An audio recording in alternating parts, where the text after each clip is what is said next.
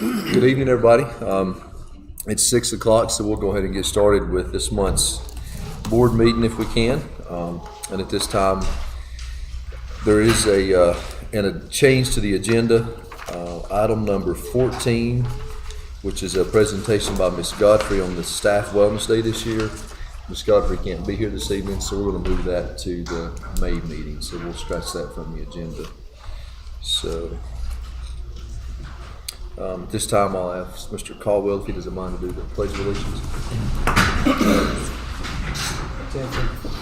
I pledge allegiance to the flag of the United States of America and to the republic for which it stands, one nation, under God, indivisible, with liberty and justice for all.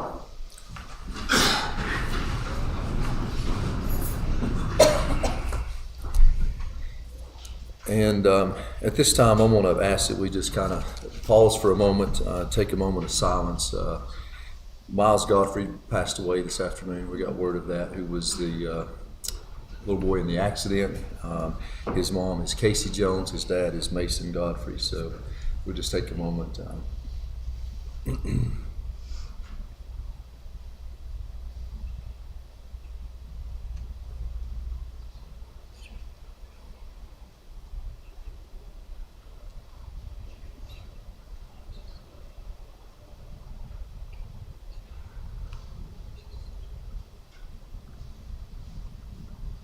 Thank you. Mr. Jones, I ask if you wouldn't mind to read the mission statement, please. The mission of Clay County School is to build high-quality learning environments that ensure all students at a high level. Thank you. Announcements. Our next regular board meeting will be May the 22nd, 6 o'clock in here. And we have a board training on ethics, conflicts of interest, and board members' legal duties, May the 8th, 5:30 to 7:30. And then the Clay County Schools Relay for Life here at the track on May 20th from 4 to 10 p.m. And then at this time, I'll entertain a motion that we approve the agenda with the one change that I mentioned earlier. I'll make the motion to approve the agenda. Ms. Crawford, is there a second? Mr. Caldwell, second. All in favor? Aye. Thank you. And at this time, I'll ask for any public comment, and just remember that we are 3 minutes. No public comment. Okay, very good. We'll move on to our recognition section of the agenda, and we'll start with the Hayesville High School track record breakers. I think that's track coaches. My track girls, if y'all want to come up.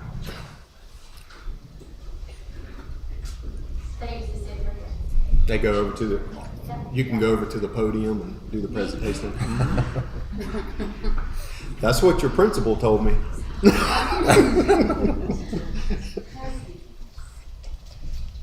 So these are three of our four members of the 4x100 meter relay and the 4x200 meter relay.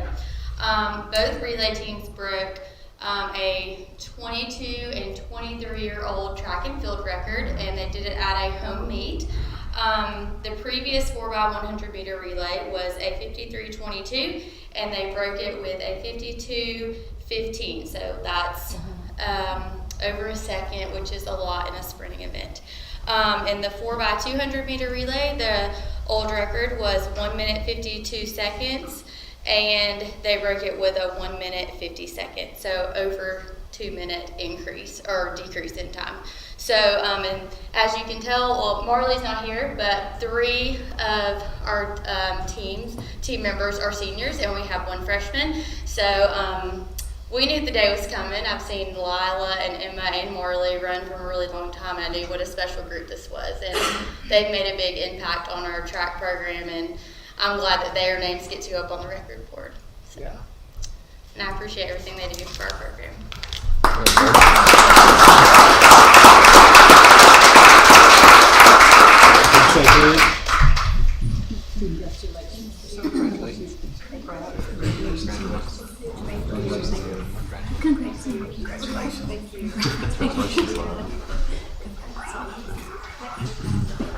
Oh, gotta have a picture. Gotta have a picture, ladies.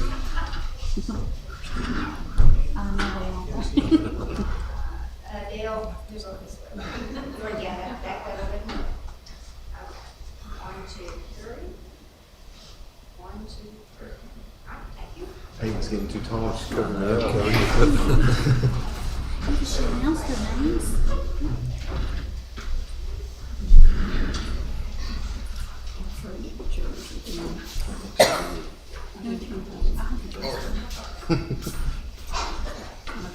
Good evening, Clay County. This is Taylor McClure, 11th grader at Hayesville High School, and he has made quite a splash this spring. The first thing, back in March, Taylor broke a 28-year-old school record in the shot put with a throw of 49 feet 6 inches. That 28-year-old record was also held by his dad, Chad McClure, Coach McClure. So kept it in the family, I think, is the good part. And then that record didn't last long, though, unfortunately, I guess. Taylor broke his own record by about 1.5 feet with a throw of 51 feet 1 inches. He's named the Asheville Citizen Times Ingalls Athlete of the Week, and you don't see that a lot from Hayesville athletes, so that was a big deal. And he's also received several Division I football offers to play after high school, including all of the service academies, Air Force, West Point, and Navy. So having a big time this spring, and we just want to say congratulations to you. And our state track meet is what, May the 19th? 19th and 20th. Yeah, May 19th and 20th, right in there. So we're looking for some big things there. So congratulations, Taylor. Thank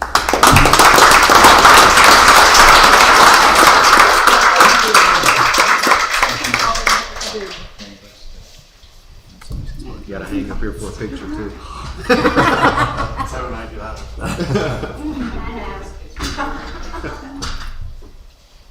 Okay, 1, 2, 3.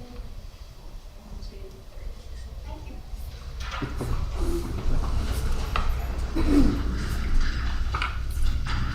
Mrs. Fung.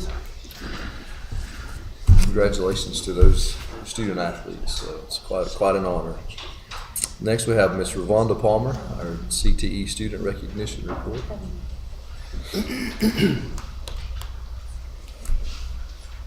Hello, everyone. We are here to recognize our CTSOs, that's our CTE student organizations. We have Mr. Silas Brown. He's going to show us some of our pictures of our FFA in action and what all the good things that they've got planned for this summer and this Thursday.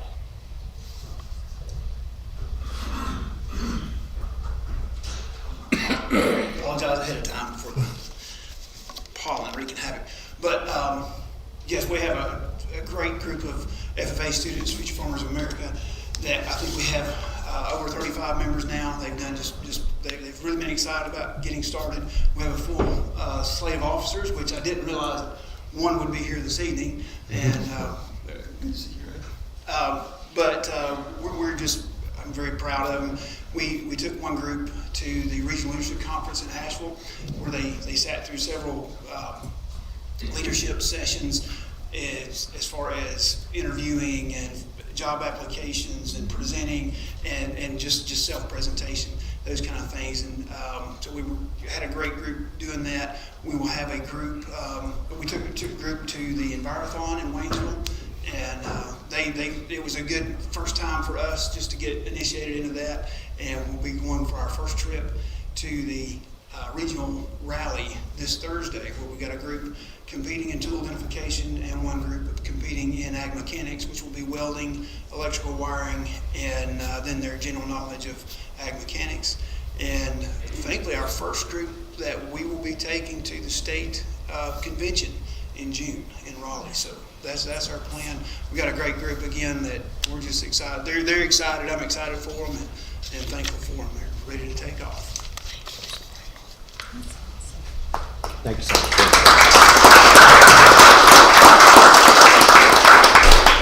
I believe we have FBLA up next. Oh, I'm sorry.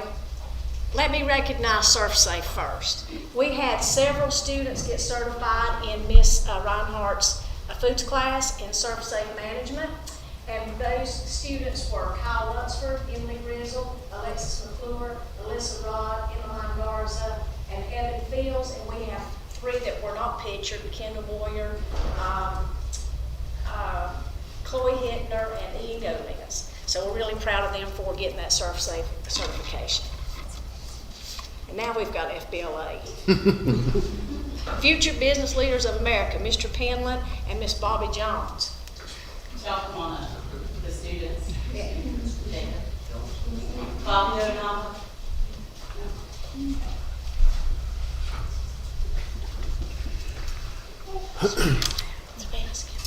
I thought for a second there, Miss Jones, you were gonna allow Mr. Penland to hide back there. No, sorry, y'all come on over here.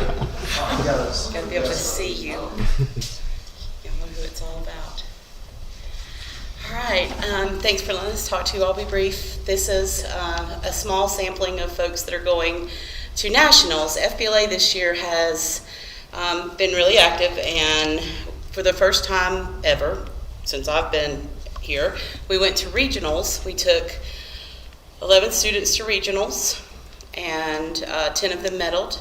And then we had 12 people compete at state, and 7 of them are here tonight to be recognized as top 10 winners and third place winners and first place winners. We're taking 3 bids for nationals. So we're very excited about the progress that FBLA has made its first year out. Jacob Christensen placed in the top 10 with public speaking. Nathan Flemings got top 10 in the state for Mr. Future Business Leader, which takes an objective test and an interview at 2 levels, 2 different days, both times. So he did well to never have even gone down that road. So we're very excited. And then Mary Nicholson got 3rd place in word processing in North Carolina and is going to nationals. We also have Fabio Nava, who could not be here tonight. He placed 3rd in spreadsheet applications, and he will be going to nationals. And then the first place job interview winner was Lauren Gottlieb. She won 1st at regionals, 1st at state, and we hope she's going to win 1st at nationals. So we're very excited to be taking these folks down to the national competition. It gives them a lot of opportunity to take the skills that they've learned in the business classrooms and really try them out and exercise them and get some feedback.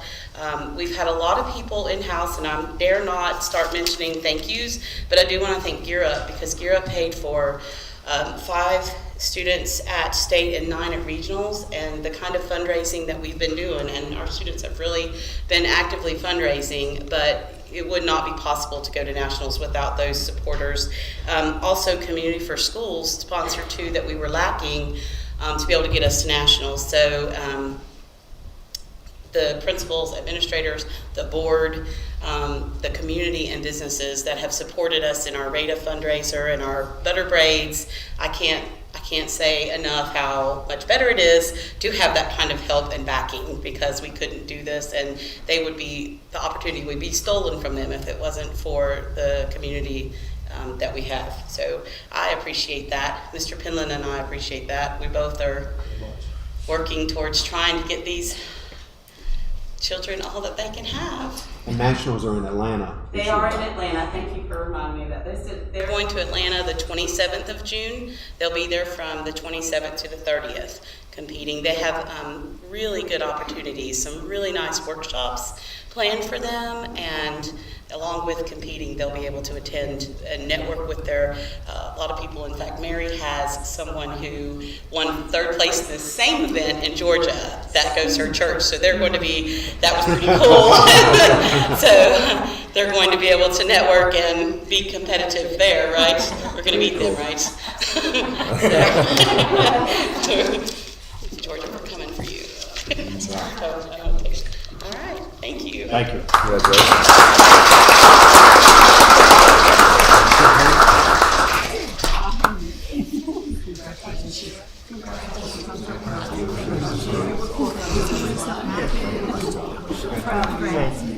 Nick, you're like every man. You're involved in everything. Yes, sir.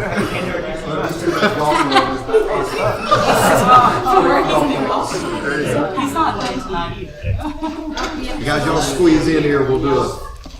Like, I can stand in front of anyone because.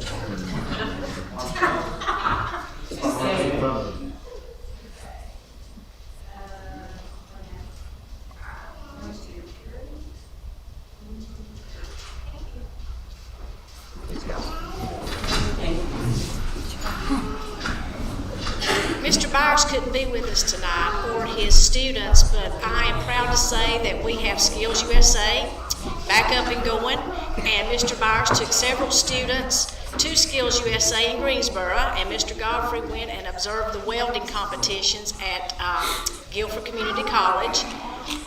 Mr. Byers took two young ladies and several young men to compete in tool identification and the different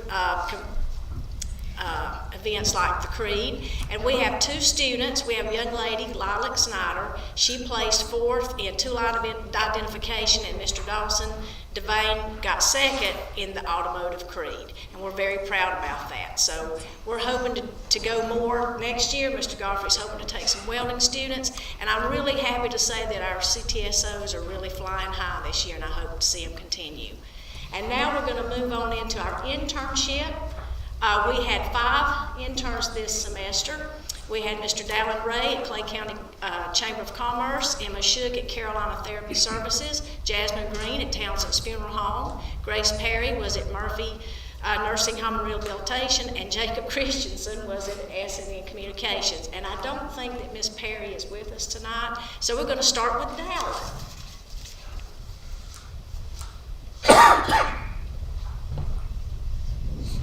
Hello, I've been interning at the Clay County Chamber of Commerce for the semester, and I've done numerous things down there that have included my project management skills that I've been learning with Ms. Jones, and I've been doing lots of things. For instance, we did graphic designs for different flyers and for different events such as the annual dinner, 4th of July, pumpkin chunkin', all kinds of stuff.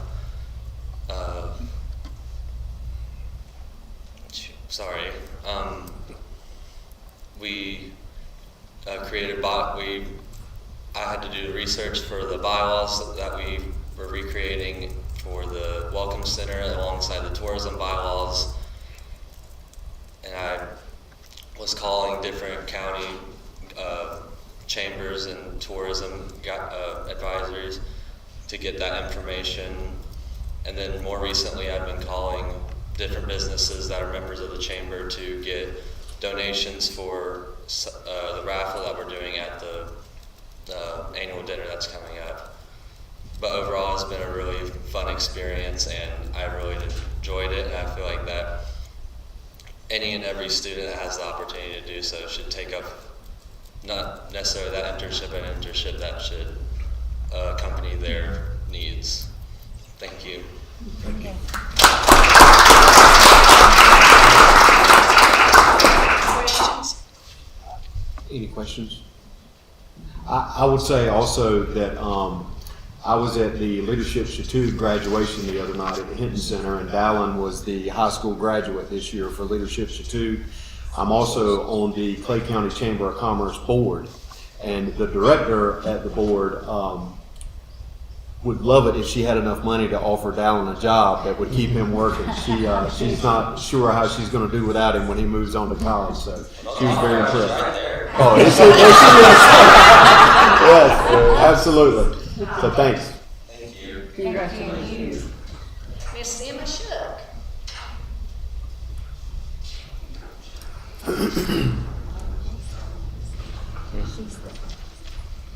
Good afternoon.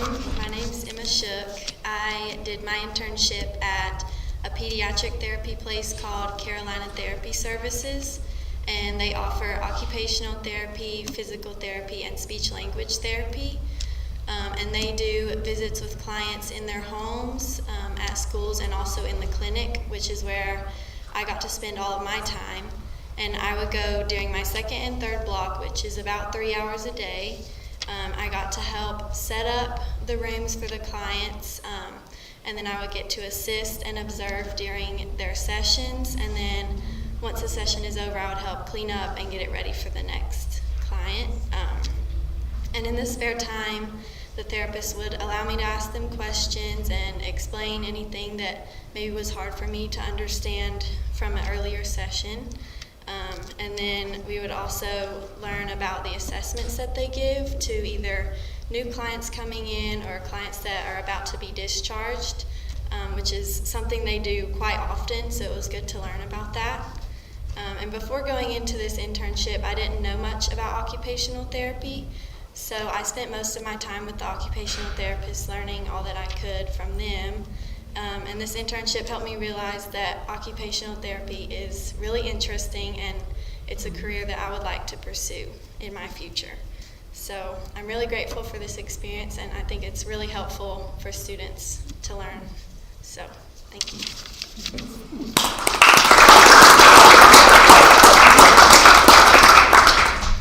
Miss Jasmine Green.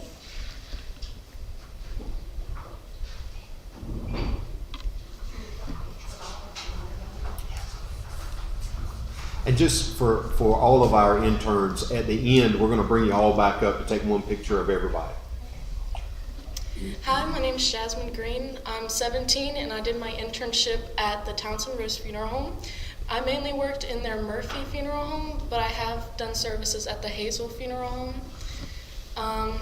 Basically, some of the things that I did during my internship was I helped with the transportation of the deceased, and I also assisted with services, military services, memorial services, and basically just about all the services we offer. I did my internship from 3rd block until they closed, which was 5 p.m.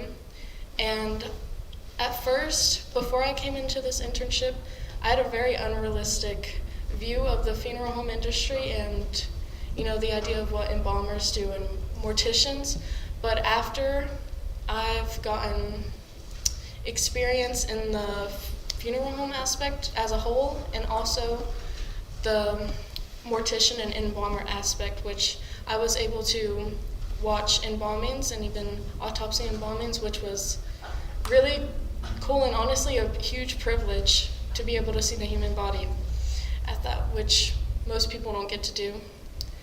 I also delivered or picked up death certificates from the courthouse in Hayesville, Blairsville, and Murphy, mainly Murphy, because it was so close. And let's see, I also delivered the deceased to the crematory at Green Lawn, which I assisted in that. And let's see, I mainly helped during services, and I watched my mentor, Becky Bradley, do all the paperwork, and I learned about the paperwork and what types of things go into that just to have a service. And I also sat in during the family's meetings and pre-needs, and I got to see different funeral directors with meetings with different people, which each funeral director does their own type of service. They handle it a certain way, and they also handle the family a certain way.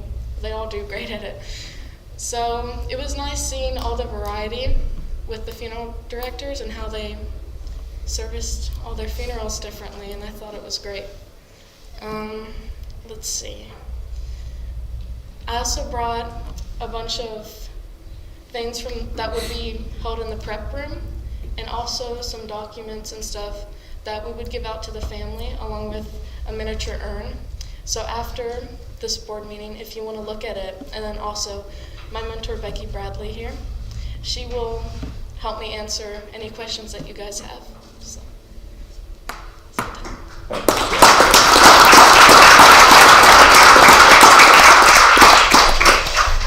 Jacob, because I don't think Miss Grace made it tonight.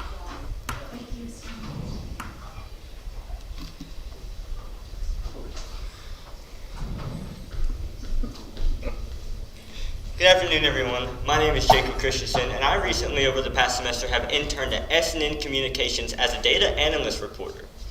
So now, I have a quick question for you. Now, don't answer all at once, or just answer rhetorically. What is the ultimate job of a school?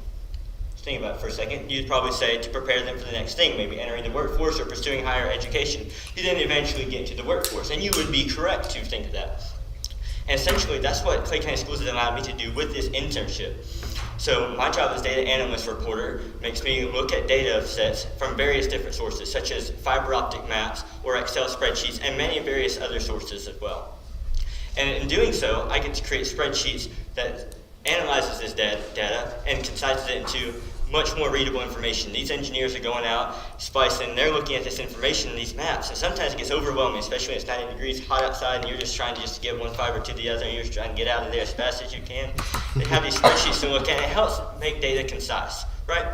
And this position has been a remote one. So what that means is I get a work laptop and I get to work from home, work in an office, and it allowed me a lot more flexibility, for which I'm extremely grateful. It has opened the door for a lot more opportunities and allowed me to work at flexible hours, different times of the day and night and such like that.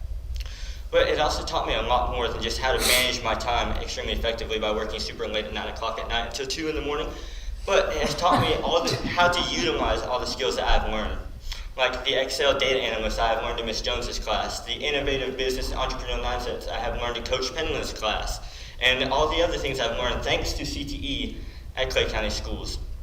This internship has provided me the opportunity to put those skills to the test, where the rubber meets the road, and actually see how capable I am and see what it's really like to be in the workforce. And I'm extremely grateful for that opportunity. And also, that's not all. I'm soon going to be starting on a fiber optic certification with Mr. Gibson, and give me a certification that give me tangible skills working with fiber optic networks and such, which will better prepare me for college. And all of the things I have done with FBLA and CTE has better prepared me for my future, for which I'm extremely grateful, and has helped land me a scholarship, I truly believe, at North Carolina State University, where I will be attending in the fall. Go Pack! And I just feel like I could have just been a normal high school student, go through, complete all my normal classes, not have turned my back to the CTE, not even think about it once, but I would not have been where I am today, and for which I'm extremely grateful. I'd just like to extend my hand of gratitude to Ms. Palmer, the school board, Coach Penland, Ms. Jones, and ultimately Mr. Gibson for giving me this opportunity. It truly has been a blessing, and I can't say it enough, and thank you all for all that you've done. Thank you.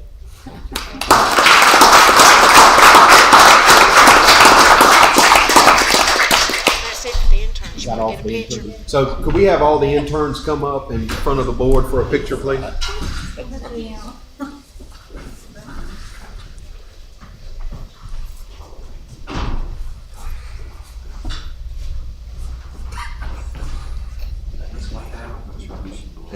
They don't look at me.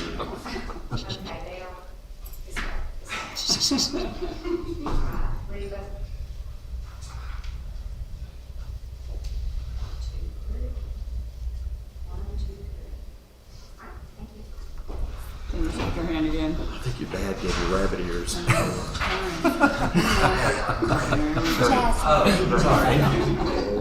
want to shake your hand and congratulate you. Thank you. I congratulate you. Thank you. That's what I did to you. After you guys congratulate me, I'm so Thank you. Sure. Yeah, that's what you say. Good deal. That's how they do you, those heels. I need to go on. I started to chase you down. Yes, it is. Great job. Your presentation. Nice job. That's awesome.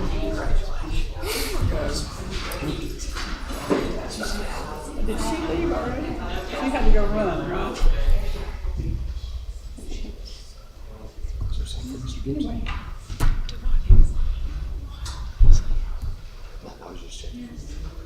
I was just checking if we had forgotten Mr. Gibson or, okay. Checking. And that's the end of the recognition. Okay, so that's the end of our recognition section, and we're gonna let Ms. Palmer just remain there and begin our report section with the Dogwood Grant. Okay, well, I'm happy to announce that CTE has received $1 million grant from the Dogwood Health Trust to add an early childhood education pathway to our CTE program. This grant will last over the next 5 years, and we were going to start that in July of this school year. We are currently in the process of hiring a teacher for this position and surveying employees to work our summer child care program. We are also in the process of working with students to get them enrolled in these courses in the early childhood program. The pathway will lead to CTE internships that our students will have access to in our daycare facilities here in Clay County and our on-site daycare. It'll also give the students credentialing opportunities to earn credentials in CPR, first aid, and the North Carolina Early Childhood credential equivalency. We'll also be starting an after-school child care program for our currently enrolled preschool students. And another goal that we really hope that will come from this pathway is to hopefully encourage our students to go on and further their education, and maybe one day they'll want to come back and be little pre-K teachers and kindergarten teachers for us, and who knows, they might be the next CTE director, I don't know. So anyway, I'm proud of that grant, and Mr. Cole, you have anything you want to add? Or? Yeah, just real quick, Dogwood Health Trust offered this grant opportunity all across Western North Carolina and the communities they serve because we have a problem with daycare deserts in Western North Carolina, where it is a lot of miles between the different daycare offerings, and our parents struggle with finding quality daycares for their children so that they can go to work. And so one of the big problems is that there aren't many licensed workers to work in the daycares. So when we saw this, we were looking for a way to expand CTE opportunities at the high school. A related problem was that a lot of people don't realize until they've done it as a parent, but if a parent is lucky enough to have their child, their 4-year-old, placed in our NC pre-K program, they then have to pull their kid out of their daycare in order for the kid to go to pre-K. The problem is you can't then just put your kid back into daycare in the summertime because there isn't a spot for it. It's already been filled by someone else. So our pre-K parents kind of get punished for putting their kids in pre-K because then they lose daycare in the afternoons because most people work until 5 o'clock, and they also lose it during the summer. So we worked into this grant the availability to create a summer program for at least half of our pre-K students to be able to have summer daycare all day long in the summer with a licensed teacher and an assistant and be able to pay for it out of this grant. And also to have after-school daycare for those same pre-K kids during the school year for 5 years. On a related note, it allows any students that we have that enroll in early childhood education to have a ready-made internship opportunity on our campus, both during the summer and after school and during the school day at the daycare that we offer at the primary school with our partnership with Southwestern. So it covered a lot of different things, and we were very excited about getting $1 million over the next 5 years to be able to provide this.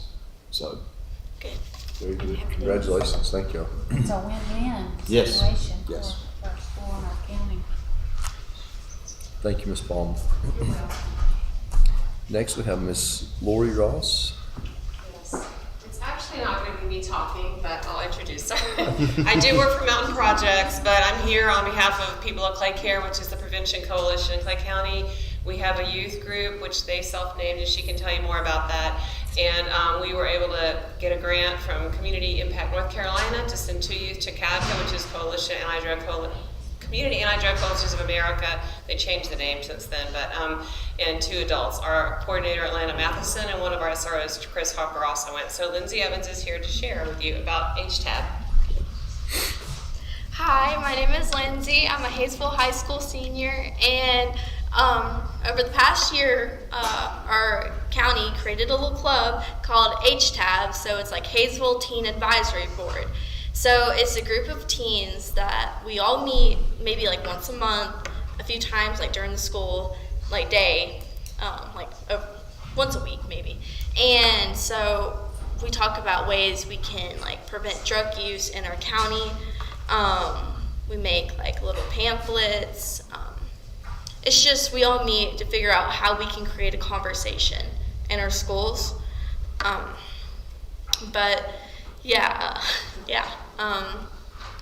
So back in January, I was blessed to be able to go to CADCA in Washington, D.C. So it's like the statewide or national-wide like Communities Against Drug Use of America. That's like it's really big. And so I went, and a Hayesville freshman, Maya Polk, she went, and we sat through like seminars on leadership and like how to create a conversation, just how to speak and to like really reach your audience. And I don't know, it was a blessing to be able to go to something like that, I think, because for me personally, I don't get to see a lot of like like-minded teenagers wanting to go against drugs. Like for me being the minority in that group, like I felt kind of overwhelmed before I went to CADCA, but then after I basically realized that I can make the change, just me, you know, and I don't know, if I can just help one person make the right choice, that's worth it to me. But it was a 3-day long conference. We had keynote speakers, politicians. We went to Capitol Hill Day. It was an all-day affair, and we went to the Senate building, and we got to speak to our state representatives. That was really cool to be able to talk to them. We basically thanked them for supporting CADCA in the past and communities all over, like North Carolina specifically. And we basically asked them to support us in the future, and it went great. But yeah. Yeah, so HTAB. We kind of stole the name HTAB from Charlotte. So Charlotte has a group called TAB, Teen Advisory Board. And so we stole that name because 6 teenagers last April went to Summit. It's like, that's how I first got into drug prevention. It's like it's a big group of people from like all over North Carolina that we had like training on like how to start a conversation. It's like a very tiny CADCA. But we came back and we created our own group in Hayesville. We named ourselves HTAB. It's pretty small, but I hope in the future that as more people get more involved, we can do like bigger things in our community and just get our name out there more. Because not a lot of people know about us, and I think that they should. Any questions for? Well, I was just going to ask, what has been the response from your fellow classmates? I think in this club and organization. Are you seeing some response from your? Yeah, I think as I sit down and I just talk about to my peers about HTAB and what we stand for and our goals, that they're more apt to joining and they want to be a part of something like that. So you're a senior. I am. And hopefully there's someone who's going to be already involved to take place. Yes, we have many underclassmen. Oh, good. But I hope I can be involved even after I branch out to college. Oh, that's good. That's very good. I'm hoping I can create my own type of small thing. I'm going to Lenore Ryan University, and there isn't any drug use groups there at LR. So I'm hoping I can create like the first one. But I don't know. It's just part of the bigger plan. That's great. So this group has just been started for this year? This past year is when we first got it going. And you've already had these opportunities. That's great and a good preparation for you to move on and do something else. I'm glad you're doing that. Thank you for your efforts. Thank you for supporting us. Thank you, Lindsay. Thank you. Thank you. Thank you.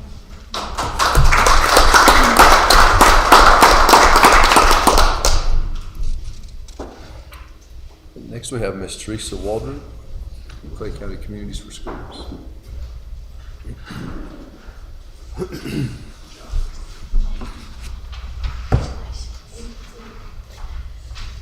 Good afternoon, and thank you for having me. I just wanted to share with y'all some of our most recent data. Now, this is as current as I could get it for now. We will have additions. Of course, as you can see, our mission is to embrace Clay County youth and support services and resources, allowing each student to reach their full potential for a successful future. Next, there we go. Now, Mr. Cole had asked for me to come and share this information. And of course, this ties right back to the Clay County School Strategic Plan. And of course, you can see that we are named to remove, to assist, to alleviate any barriers, obstacles for our children. And we're going to start out with the primary school. We'll start with the babies first. Now, this primary school data, this is, and just, I know I'm basically preaching to the choir here, but for those that may be listening, I want our audience to realize that under the school supply, the complete backpacks, that's 12 students.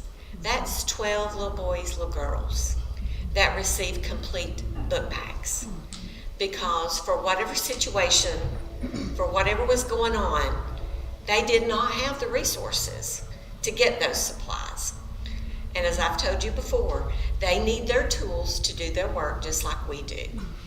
Now the partial supplies, that's another 21 individual students.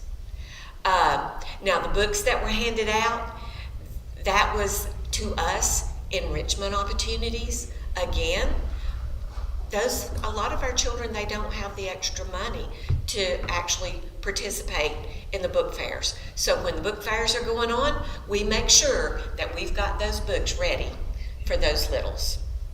And then, now the emergency clothing, you see the students there, 42, that is spills, accidents, got rain domes, fell in the mud hole.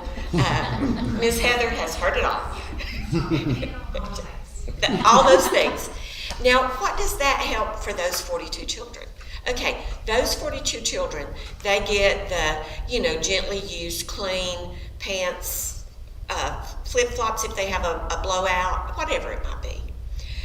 But what it's doing is that child doesn't have to leave school. That parent does not have to leave work. Mm-hmm. Because a lot of our parents, they leave work. They don't get paid. Plus, it shows really bad on their performance. So we're all about keeping them in the class the best that we can.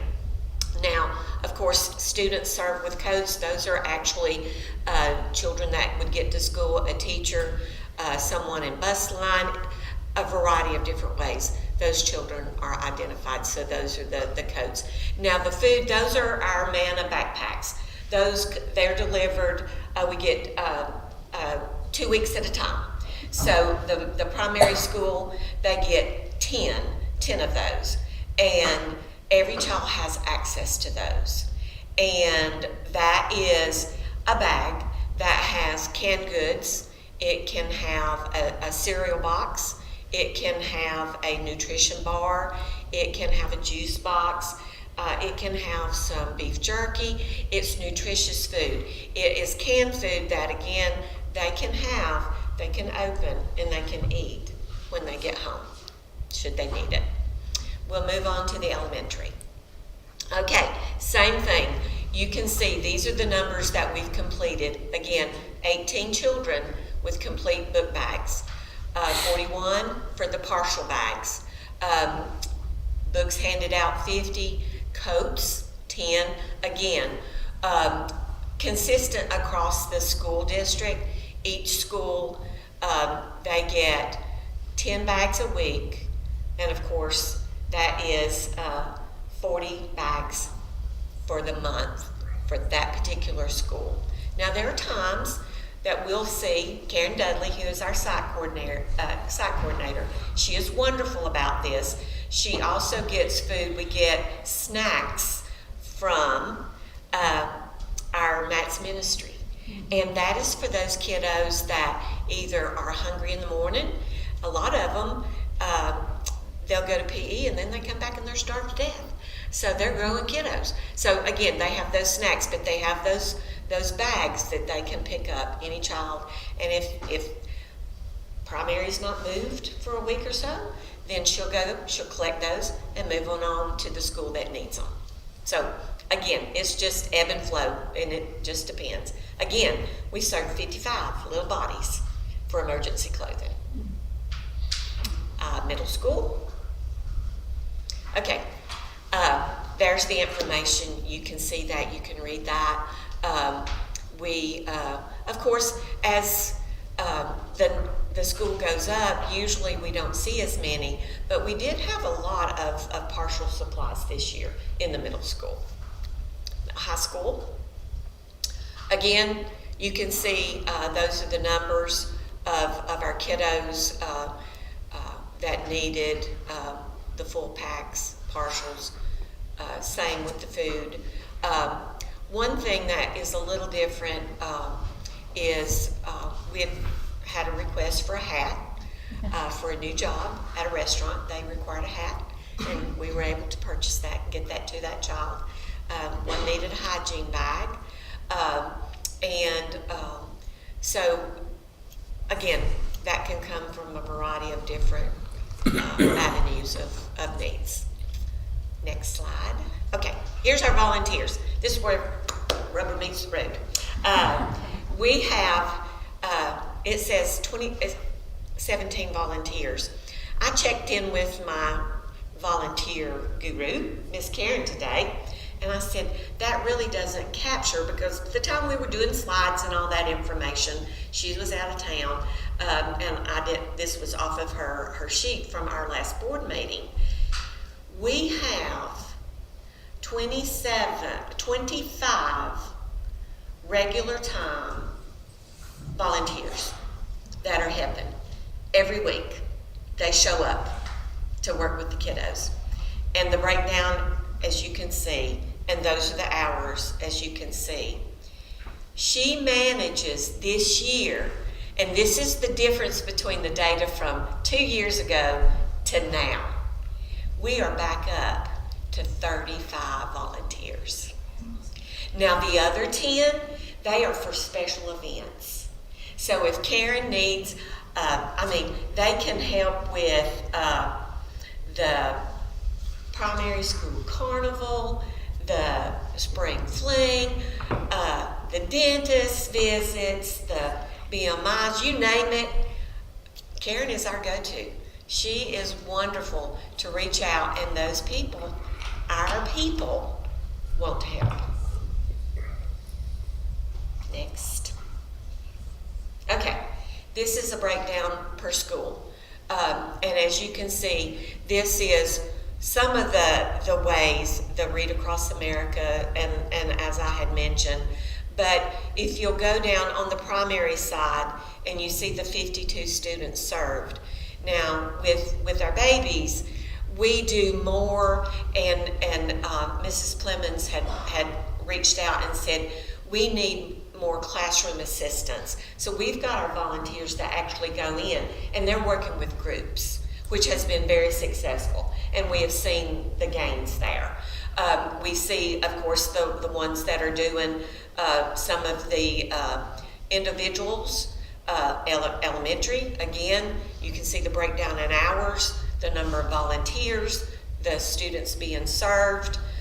We've got 27, 30, again, Great Leaps Reading, 6 are being tutored, 2 are being mentored. We had one young lady in the elementary that we used it as an incentive. She was very into art. She was very creative, and we had one of our own here that volunteered to come in and sit. As long as that child did her work, she got to spend time with her Mrs. Beck. But if she didn't, then that was withdrawn. So we have to have that accountability piece. So when they don't follow through, that's the hard call, and that's the right call. Middle school, again, We've got Pam Arrowood. She is our student tutor. She does the majority of our kiddos. However, we do have 2 regular time volunteers that help with the math. And then we had 2 guest speakers that have come in and served our high school. We have 1 gentleman that has been with us for a number of years, Mr. Fields. It goes without saying, he's our math go-to. We have another new individual. He has started working, and he is doing a great job as well. So we're, for anyone that might be out there listening, if you have some extra time and you would like to join our math tutors, we would appreciate that. You can reach out to me at 389-1625, and we will put you to work. Next slide. Now this is totally different data. This is not duplicate data. This is our Hayesville Hands of Hope crisis. This is for those families that, again, it can come through the school district, but more times than not, if a principal does that referral, she will tell them, or a guidance counselor, they'll call me. But the majority of these are through our community partnership. These are from the Department of Social Services, the Health Department, our local transportation. And you can see on the left column the services provided. Those are the things, but there's multiple. You can see the 25 families served. That today, now, that will increase as we continue till our year end will be June 30. But that's 40 adults and 62 children. And these are multiple shoes, clothes, rent, gas cards, tires, car repairs. Now, the story about the tires. We had one of our SRO officers was out in the car line duty, and we had a mom that pulled up, and she pulled up on the rim. The tires were gone. And he called me and he said, Teresa, is there any help? And I said, absolutely. I said, do you know her? He said, yes. I said, give her my number, have her call me. And she did. And through one of our community partnerships, and if you bought any tires lately, they're not cheap. Mm-hmm. We got her a new set of tires. So that's huge. Again, on the elementary, the primary, and so forth, you saw the data there. Now, those are students. The other clothes that were the gently used accident clothes. These were clothes that these children needed because of the fact that either conversations were had, calls were made in partnership with our school social worker. We bring all the partners in. So they needed the clothes, they needed the shoes, they need the field trip scholarships. The elementary, Mrs. Godfrey, she said, Teresa, we need a set of pillows for one of our kiddos. I said, absolutely. We got pillows. Whatever it is, that's what they get, what they need. And again, the field trips, that's some of the pumpkin patch, that's some of the little educational trips that they go on. We have had actual students that have needed gas cards to get to different needed appointments out in the community. Again, that was a request from our school social worker. Again, we were able to help 2 of our students go to nationals. That's what we're here for. And we'll get, and I just got a request from Mrs. Rickett. We've got 10 seniors that are going to need cap, gown, and tassels. Got that request today. Largest group we've ever had. Wow. And I have to give credit where credit's due. As I was thinking about getting this PowerPoint, I knew, I could do it. I could muddle through. I I know enough to be dangerous, but I know the people, the experts, Adrian Jeffries in the corner, that can help me. But I reached out to Mrs. Jones, and I said, you know, I know that you've got students that need, you know, some projects, and would they have it? And so I give a shout out to Macy Wagner and Gracelyn Anderson. They sent me the scope of work. I was their customer. They sent me, you know, the draft. I approved, and it was just a wonderful opportunity to complete some things that they needed, that I in turn had a product that is well done. Oh, they professional. They did a fantastic job. Did they send you a bill? They did not. It's free. It's free. But I signed off on it, so they get credit. They are, Mrs. Jones. They get credit. So, any questions? Wonderful. Thank you. I do have a question. The backpack that's fully loaded, what is the expense of one of those? You know, I know that's kind of maybe off the top. no, because of course it's brought in, you know, from the Asheville by way of Jackson County.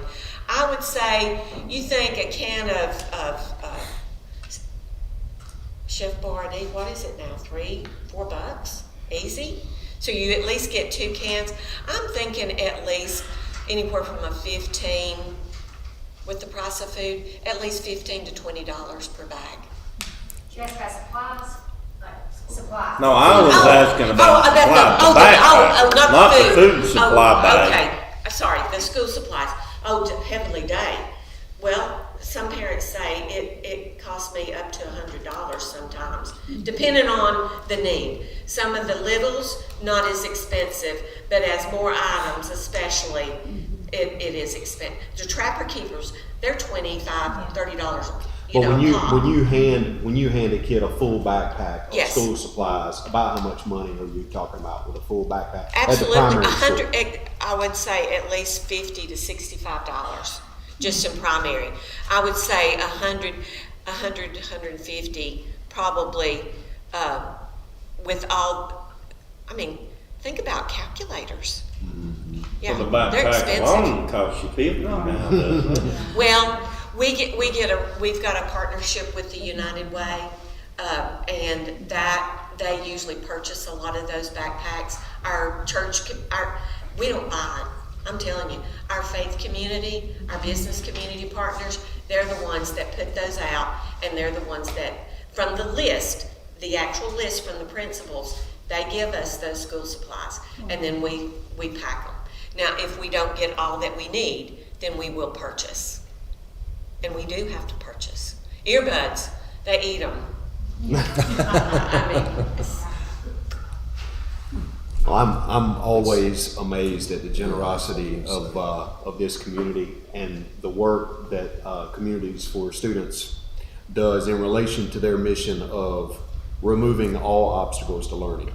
So like they take, because you know sometimes kids they'll give you some excuse, and sometimes it's the real deal, you know, and they need something, and so we just slide that over to Miss Teresa, and she makes it happen, and that obstacle is removed. So then we can go to that kid and say, okay, now what? You know, and parents they do a great call. job. Yeah, they do. They call me. They get on the list, and it ebbs and flows. Some we've served, and we will serve until they go across that stage. And you know what? That's okay. Mm-hmm. Others, we see them once, and that's about it. Mm-hmm. But thank you. Thank you, Teresa. Yes. Next, we have the district report on MTSS and SEL programs. Yeah, and members of the board, remember that MTSS is a 3-column program. One is academics, one column is academics, one column is behavior, and the third column is social emotional learning. All 3 of these things are linked together, and this has probably been our largest initiative over the last 2 or 3 years. And so tonight we're going to get a presentation about just the SEL side of MTSS from our counselors. right, let's hit it. Who's Thank you, got the clicker? Is that you? Adrian's got it. Adrian does. All right. Okay. You'll just have to say click. Click. I like it. Okay. So, social emotional learning and why do students need it? So, in a nutshell, social emotional learning is the process through which children, adolescents, and adults learn skills to support healthy development and relationship. And this is ever evolving through their lifespan. So, the adult and student social and emotional learning competencies that North Carolina Department of Instruction sets forth for us include self-awareness, self-management, social awareness, relationship skills, and responsible decision-making. So, research shows that social emotional learning helps improve students' academic performance. It helps curtail bullying, reduce dropout rates, and build character. So well-implemented SEL programs positively affect students' performance in school. So how does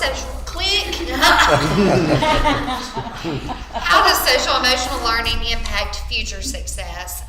Like Erin said, research shows that a fully developed social emotional program leads to future academic success, future post-secondary success. So it can help all young people and adults thrive personally, academically, and develop and maintain positive relationships while also becoming lifelong learners and to be a productive member of their world. And that's the integral part of the human development.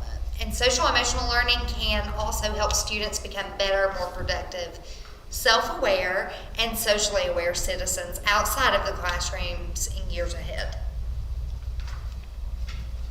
And so the big question is how does social emotional learning help tie into Clay County Schools' mission?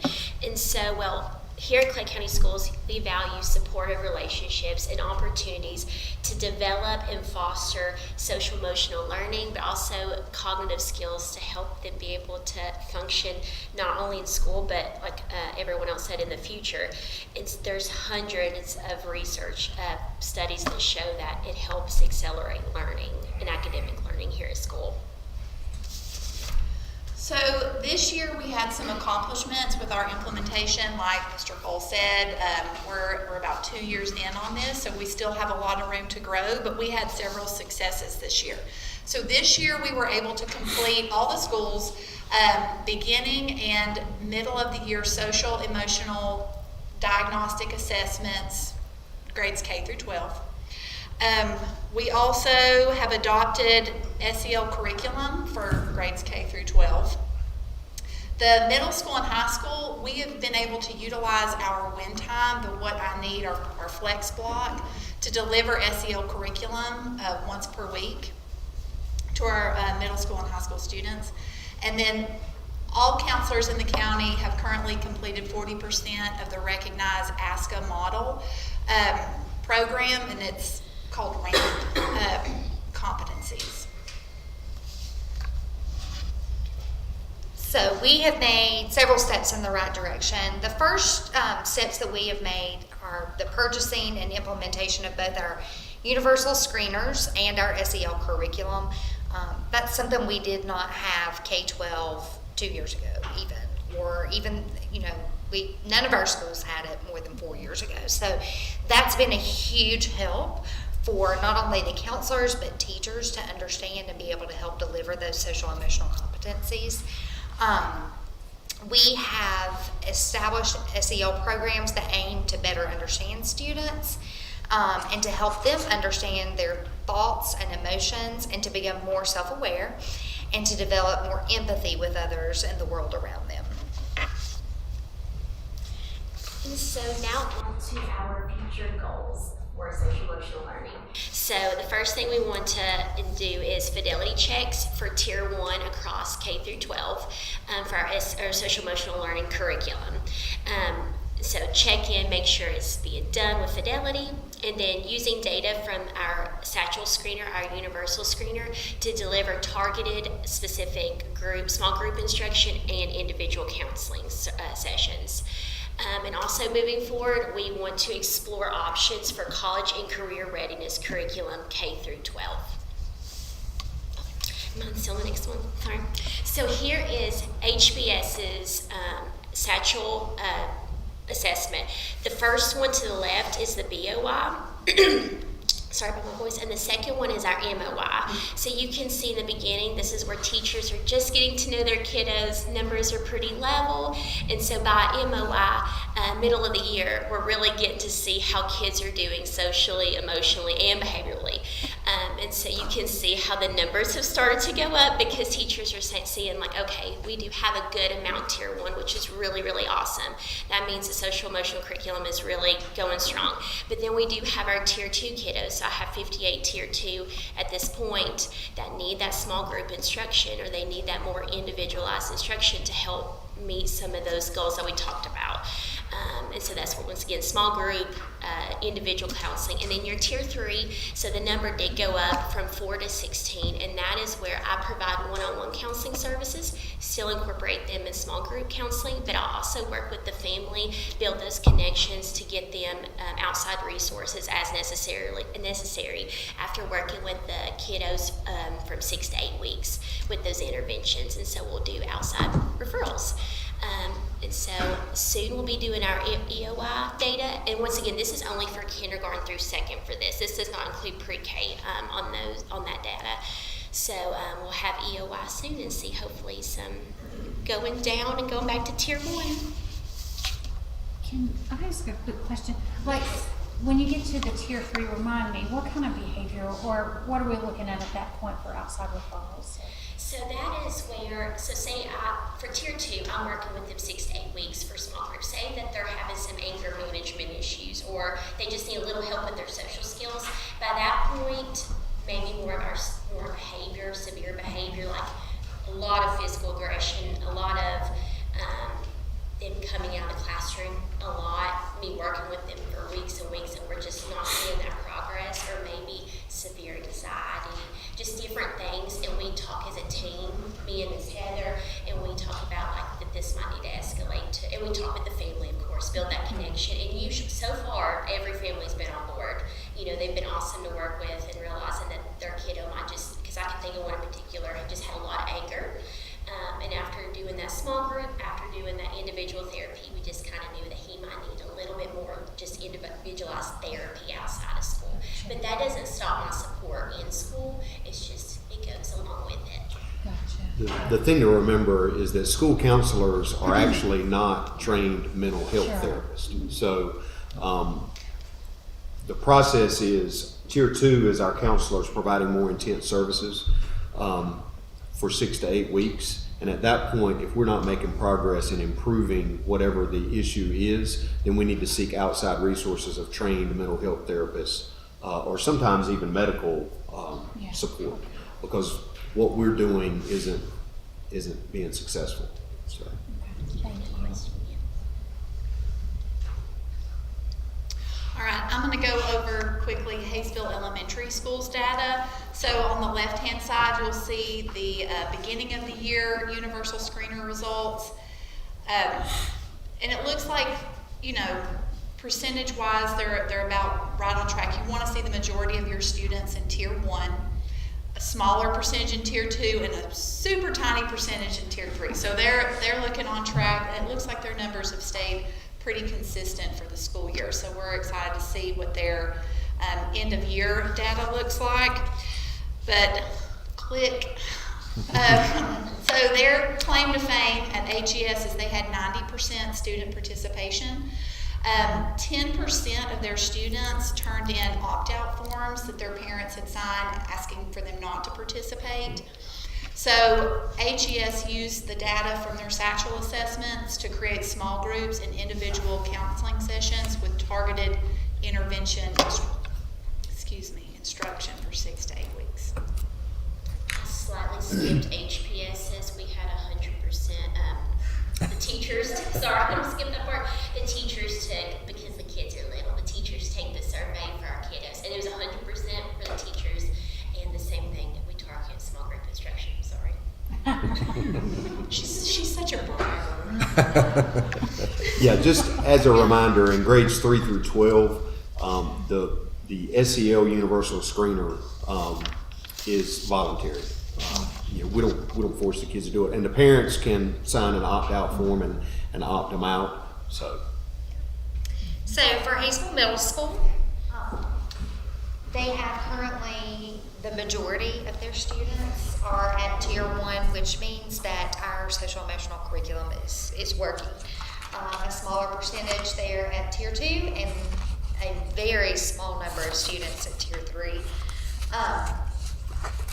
And that is their data. I know that we meet regularly as the social emotional team to identify ways to support students. So 94.5% of students participated at the middle school level. And then we typically collaborate together to use the data that we gather as a school system to identify what types of small group interventions, whole group interventions, or even individual interventions we can use with the students who are not in Tier 1 or Tier 2.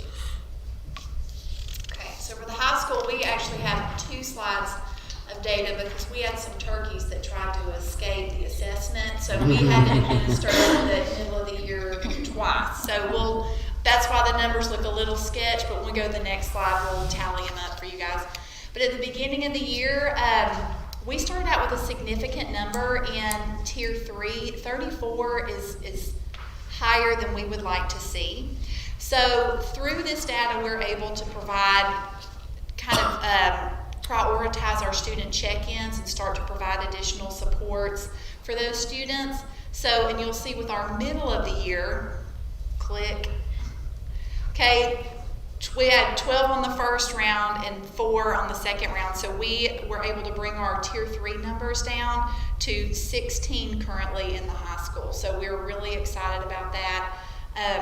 And that's a reasonable number to provide intensive supports to. And there we go. So we had 94% student participation at the high school, and we again have used this data to prioritize our student check-ins and determine appropriate supports for our students. Any questions? Do you guys have any questions? Make them easy. It's late. I don't, yeah. No, I answered. I just want to reiterate again that anyone that would like to view our SEL curriculums, all they have to do is come and ask. Anyone that wants to see the satchel screener that we use, they can come out and take it themselves. There is no CRT as a part of our social emotional learning curriculum at all, anywhere. And the quote that I always hear that kind of sticks with me about SEL, and there's different versions of it, but essentially I included it on the agenda tonight. As a student, you might be able to master advanced math, speak 3 languages fluently, and maintain a 4.0 grade point average. But if you can't manage your own emotions, practice conflict resolution, or handle stress, none of that other stuff is going to matter. You have to be able to manage yourself in order for all of that academic prowess to even matter. So that's the point of social emotional learning. And a lot of our kids get a lot of support in social emotional skills at home, but not all of them do. And we remember our goal, our mission is for all of our students to learn at high levels. So we want to make sure all of our students master those skills as well. Thank you, ladies. Thank you, ladies. Thank you. On the next team too, so stay up here.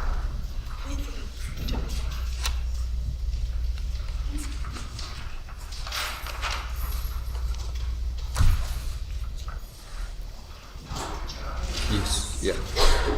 Sorry. Academic support. That's good. Yeah, you're right. Hello.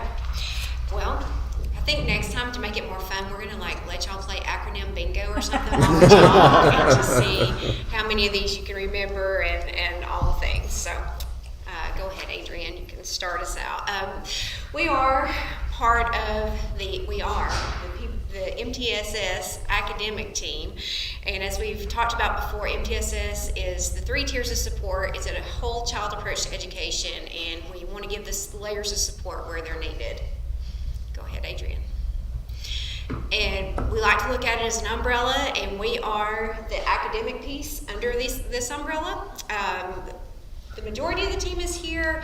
Breeze from the primary school couldn't be here, and Dana from the elementary school couldn't be here, but we have Erin representing Hayesville High School and Amanda with the middle school, and then I'm the district leader for the team. Go ahead. Our main goal is to support the strategic goals that are in place by the district. So, and on the wall over there you have goal 3, and so we're trying to make those orange dots turn green and the green dots turn greener. We want to keep seeing all the things in place for academics. So that's our goal, is to support those things. We're looking at research-based instructional strategies. We want to make sure that we are problem solving and using progress monitoring to make sure that the things we are doing are working, and we always want to keep using data to identify those learning gaps. Go ahead. The 3 pieces that our team examines is instruction, curriculum, and environment. We want to make sure that all students have equitable access to high quality instruction with research-based effective curriculum and a supportive learning environment. So a lot of what we do with environment doesn't necessarily mean the space the student is sitting in, but rather the schedule and the structure around that to make sure they can get the supports that they need. Instructional practices to make sure we're using effective instructional strategies. So this, the research tells us these are the things that work. We want to make sure our teachers are doing those things. And we are using a curriculum that delivers on the things that they need to be learning. So those are the 3 areas we look at. Go ahead. I'm not going to bore you with this again. We've talked about this many times. These are the layers of support. Everybody gets tier 1, tier 2's on top of that, and then tier 3 are the students with the highest need. Go ahead, Adrian. So I'm going to pull this up on my phone so I can see it better too. Breeze couldn't be here tonight, but she has put some information in about the things that we have been able to implement at the primary school this year that we are super proud of. We do have a scheduled intervention time for tier 2 and tier 3, so we have built time into the schedule so that students are able to receive those interventions without missing out on their core instruction. We have standard treatment protocols in place, so we look at the data that we have from those benchmark assessments that we do 3 times a year, and we know if you're at a certain mark, then that means that you are a candidate for tier 2, and then another mark beyond that, you're a candidate for tier 3, and we're constantly assessing and using that data to determine if a kid needs to move up, move back, and just different ways that we need to support them as they go through that. After the middle MOI, being middle of the year, after MOI, we kind of had a total redirection of our scheduling process, something we learned well from Erin. She's like, we just started over. Sometimes you do. If it's not working, don't be afraid to say, we've got to fix this. And so we did, but have been really pleased with the progress that we've made as a result of that. I'm really excited to look to see what our end of year data is going to look like because of the changes that we made. So I'm really proud of our staff for going through that with us. Some of the big gains that we've had, this was looking at middle of the year last year to middle of the year this year, because right now in April, that's our most recent data scores that we have. In kindergarten, our overall composite from middle of the year in 2021 to 2022 increased by 30%, first grade by 13%, and in second grade by 16%. And just to touch back on what Teresa mentioned earlier, kind of that after MOY, we noticed that there were some places that we weren't having as much growth, and what did we need to do to impact that? And that's when we started pulling in a lot more of those volunteers, especially in first and second grade. We have teacher assistants in kindergarten, we don't in first and second, so we started pulling them in a lot more, and we've got them helping us run small groups, helping manage the rest of the class so the teacher can do a little bit more individual attention on the students who need those tiers of interventions. So for our next steps, we are just going to keep doing the good things. We want to keep on working at building up our core instruction. We are finishing up letters training. woohoo, everybody really excited about that. We've been in that process for 2 years. We appreciate you guys working with us on scheduling to make that happen. And so now we've got to put it into practice. We are starting to put the pieces of it as we're learning them, but I'm excited to see what next year will look like when we are fully equipped with all that knowledge and moving that forward into our instructional practices. And we're also looking at some different curriculum options. We aren't sure exactly what direction we're going with that. One thing that we know that we are pleased with is foundations, but we also want to do a little bit of just a refresh for everybody. We had new staff hired in, the staff that maybe got a little bit of training 8 years ago. We want to re-up everybody and make sure we're all doing that with fidelity, because it's a very scripted and easy to follow program. We want to make sure we're using that adequately for our core training. That's our curriculum specifically for phonics. Yeah. And then modify the LIS, literacy. Instruction standards. Instruction standards, thank you. And the standard treatment protocol for that, because those are some new things that have come down, so we want to make sure that we are using those in our instructional alignment for our students. And then the biggie next will be math. We are working on that, but not as intensely as we are with reading. So, any questions for the primary school? I want to commend the primary school for recognizing that their schedule wasn't working for them halfway through the year and having the guts to go ahead and make the change then. Because like the easiest thing in the world is to wait until next year. That's like in education all the time. It's like, well, we'll just wait until next year. You know, the kids know the schedule and it may not be working, but they know it, and we don't want to mess up their schedule. And you know, I've always kind of said, don't wait. If you know it's not working, change now. So they took that on, and that's not an easy thing halfway through the year, but they did it, and they did a great job of it. Well, as I told Mr. Cole, you're just spinning your wheels. You're getting the same results over and over. You're not moving forward. And so why do that to those same kids when we could get another 4 months of growth out of them? So, yeah. And then also with just being able to pull in those volunteers for first and second grade, after seeing that data, I think that's very important and something to highlight too. We're grateful to have a community that has that resource that, you know, that's just why not tap into that if we haven't. So. Hopefully we have them the whole year next year. Yeah. Yes. They'll get hooked. Yeah. All right, you can go ahead and move on. I'm going to cover the elementaries as well since Dana couldn't be here. So the elementary is rocking at MTSS. They do a lot of things really well. So I have nothing but good things to say about all the great stuff they've got going on. They have worked really hard to get excellent standard treatment protocol in place. They have data decision rules for determining those needs, just like I was talking about with the primary school.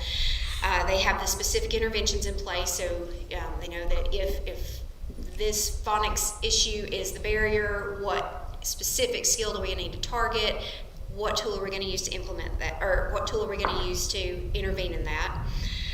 They have their progress monitoring timeline and tools. Dana works really hard to, this MTSS, it's great to have an aim line. So you have a graph to actually see you're here, you need to be here by this point in time. And not every tool that we have does that for us. So Dana has made those for some of the tools that they have. So that's been something that we've also all stolen, but we're appreciative of her for making those. They also have scheduled intervention times. I think theirs worked well all year. They struggled a little bit last year, kind of like we did this year, so they had that straightened out. All students in the lowest 5% are served in their Tier 3 by interventionists or the EC department. And they've identified and implemented research-based interventions materials for reading and math. So we are super proud of them for having those pieces in place. And just like the rest of us, they use PLCs to examine standards and levels of mastery. And they're constantly seeking feedback from their staff to see what's working and what's not. So you can go on to the next one. Just some of their brags. Third grade in M class, this is again MOY to MOY, last year to this year. Third grade proficiency, the comprehensive score increased by 18%, and they were currently the highest in the region and the state. So yay for them. In iReady, their school-wide reading proficiency increased by 5%, and their math school-wide proficiency increased by 10%. So I think this just all plays into those pieces they've got in place.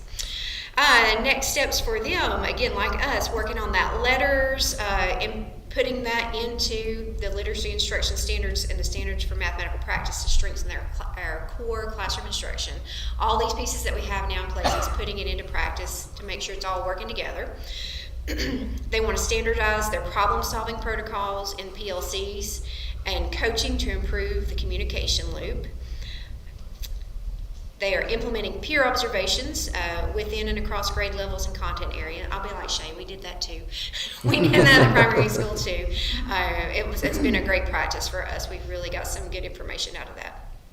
And using historical data to evaluate students' needs. So in Power School, you can look at a student's historical data all the way back from when they ever started taking any type of standardized assessment. So sometimes it's really helpful to have that on even just one particular student, so you see how they've progressed through the years. And they are using reading interventions in vocabulary and in comprehension. So those are some tools that we've added this year that they are able to do interventions with. And increasing fidelity of implementation and progress monitoring. Fidelity is where we are checking to make sure the coaches and the admins can just check it to make sure that in core instruction, in interventions, that things are being carried out in the way that they should be, that kids are getting that 30 minutes of intervention 3 to 4 times a week, that they're getting these instructional strategies are being used that we are expecting to see just by doing like just some little walkthroughs. Definitely not a gotcha or a try to catch it. It's just to say, good job, you are teaching the way you're supposed to be teaching.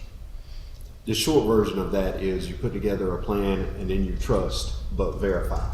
Yes, yes, that's correct. Do you guys have any questions for the elementary school? Okay. All right, at the middle school, we also have scheduled intervention time. We have 35 minutes for each of our grade levels to implement our Tier 2 interventions. We adopted the Ed Efficiency program to help with this, so students receive an email each morning, and that lets them know if they're going to their math intervention for the day, to reading interventions for the day, or if they're going to a learning lab, which at the learning lab they work on their iReady reading or math pathway. We determined our standard treatment protocol for math, reading, behavior, and social emotional learning. That includes our interventions and curriculum, our progress monitoring timelines, and then intensification, which we add time more days for that. We purchased and implemented research-based intervention materials for reading and math. We purchased Wordly-Wise and MegaWords for reading. Wordly-Wise focuses on vocabulary and context, so it links vocabulary to reading comprehension. Both were weak areas in the middle school. We have MegaWords, which focuses on decoding prefixes, suffixes, root words, those sorts of things. We also purchased Number Worlds and Corrective Math to use. We got those materials just right before spring break, so we've not had time to fully implement those. We also just got Wordly-Wise and MegaWords like at mid-year, so we haven't had those for the full year. So I think that's important to note. Our beginning of year and end of year comparison data, overall iReady reading proficiency increased by 6%, and our overall iReady math proficiency increased by 11%. Again, we look forward to seeing how those numbers continue to grow once we have that curriculum to fully implement for the entire school year. Our next steps are to increase the fidelity of implementation and progress monitoring, strengthen our core instruction with high-impact teaching strategies and student-centered teaching strategies. We've had a lot of discussion in our PLCs about the high-impact teaching strategies and what those look like and how we can become more student-focused in our teaching strategies as well. We want to modify and enhance our standard treatment protocol as needed. Evaluate our intervention materials. Again, we haven't had those for long, but I think it's a really important practice to take a look at the things that we've purchased and talk about how we can modify and enhance those in the future. And then our middle school math teachers are going to participate in middle school math badge series through NCAT next year. Our 8th grade math teacher has participated in the Math 1 math badge, and so that was really beneficial. So that's just a series that's going to focus on high impact teaching strategies in the math department. think the elementary school is doing that as well, the math badge through NCAT. So. All right, so at the high school, we were so awesome this year, I had to reduce the font size. So y'all might have to squint a little bit. But we, like Heather was saying, last year we tried several things and we weren't getting results we were looking for, and we felt like we were spinning our wheels, so we started fresh this year. Our high school MTSS team, we kind of hit the road and did some observations in schools that were seeing some success with MTSS, because it is a bit of a different animal at the high school level when you have these varying schedules and stuff like that.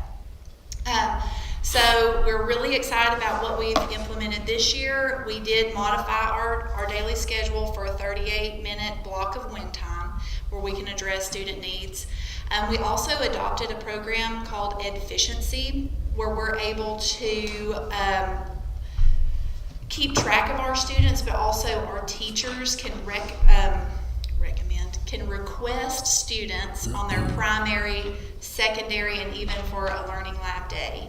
And they can request those, but students can also request teachers if they feel like they need to spend some extra time. For example, with a math teacher, they can get on Efficiency and request to spend some time with that teacher. So we've really enjoyed that program, and it's really helped us manage our student population so they're not out doing something crazy. Our MTSS team, we attended a Branching Minds Summit Conference where we gained a lot of valuable insight into the most impactful practices of MTSS, and this really helped spur us on for the next part of our list. We also did sneak off to Asheville for the MTSS Deep Dive with Gina Gold. She's a big guru, where we learned some additional information. But after those two professional developments, our high school team were able to come together and we identified criteria to determine Tier 1, Tier 2, and Tier 3 eligibility for 9th grade Hayesville High School students. Okay, so our plan is to implement supports for 9th grade and make sure we're getting that right. And then next year we'll add on 10th grade and keep building on that so we can really make sure that we're doing a great job. What else did we do that was awesome? We had subcommittees at the high school to define 9th grade power standards for success. So what they did was we had a math subcommittee and an English language arts subcommittee take a look at the middle school curriculum and identify standards that those students would need to be successful at the high school.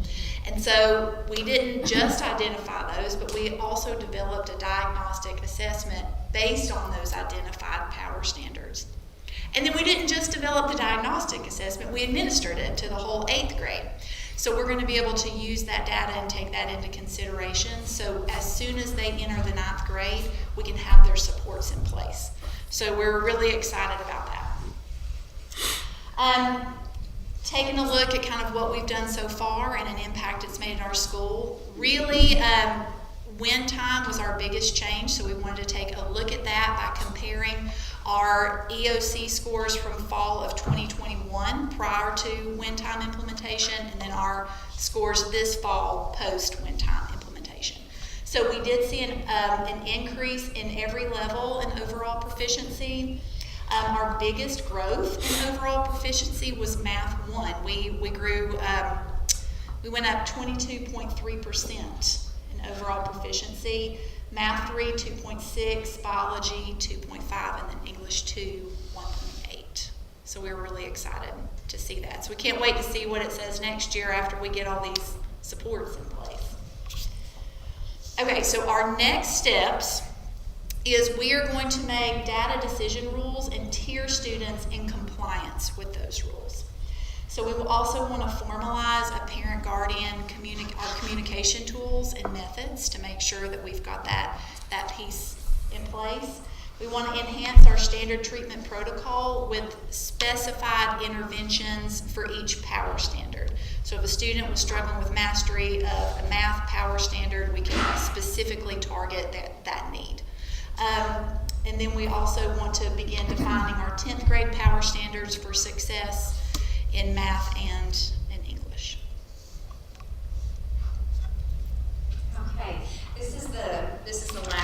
section.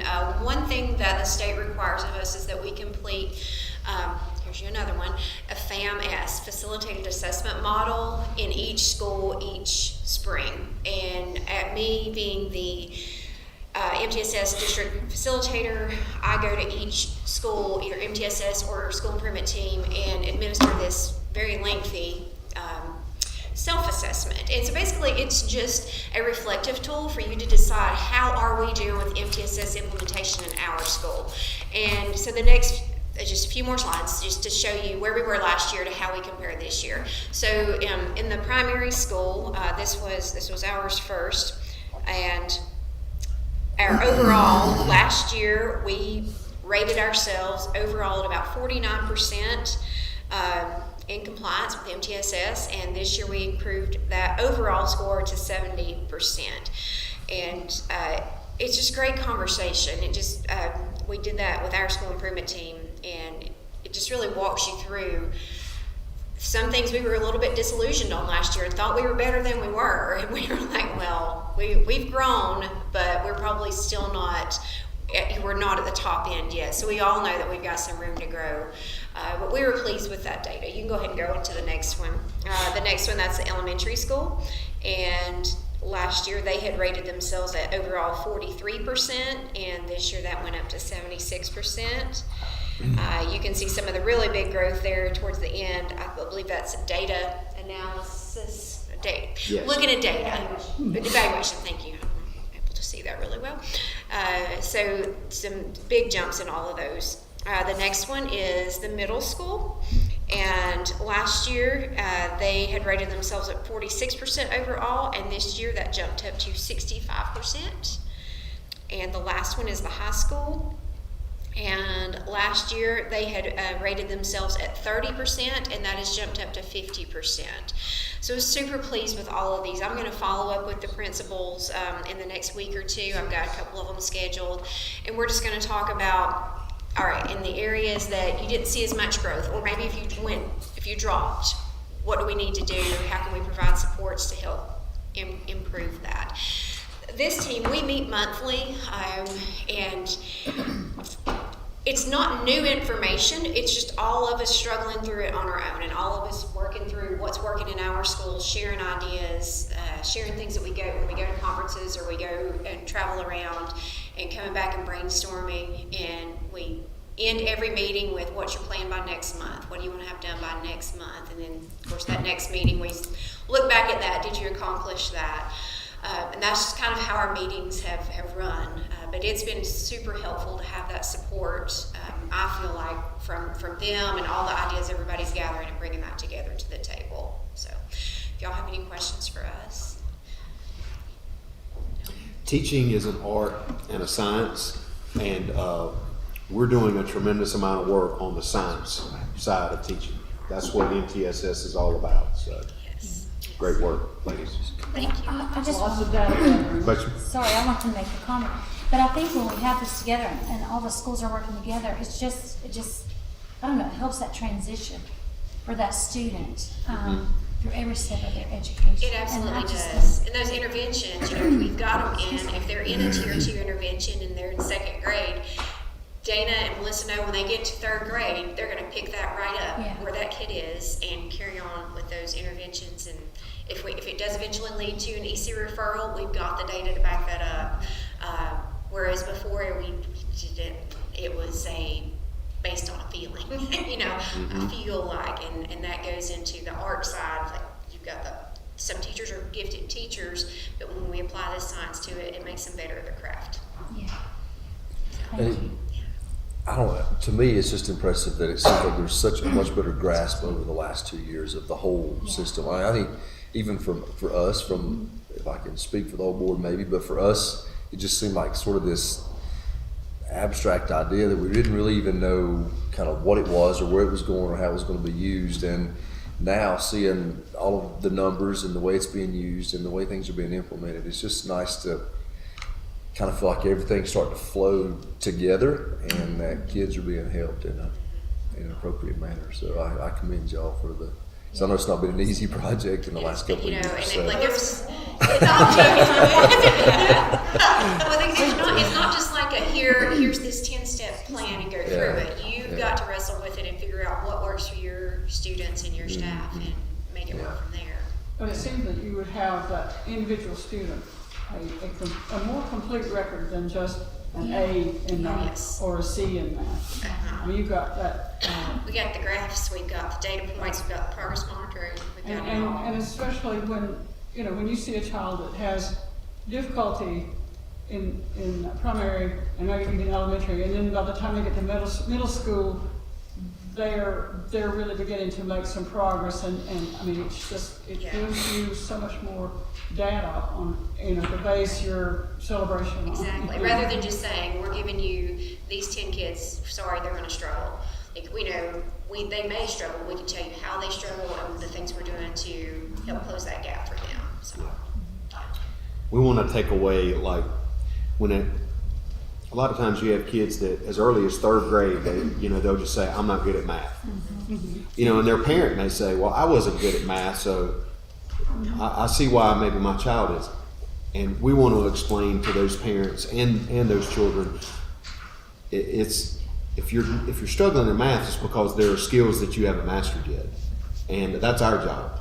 You just have to be willing to work with us on that. And if you master these sub-skills, then you will become a better math student or a better reader. It's not okay to just give up and throw your hands up, or for us to do it either. We got to keep continuing to add supports and work on it. And eventually we'll find it. We'll find what it is that they need. So. Thank you, ladies. I love that win, what I need. Mr. Emerald actually came up with that. We were just gonna call it Flex Squad. Speaking of which, Mr. Overland actually was invited by our Western Region Education Association to present, to be on a panel this upcoming Friday as a high school representative to share the work that Hayesville High School has done on their MTSS process with regional high school principals. So he's been recognized for the journey that he's been on. So that's pretty cool.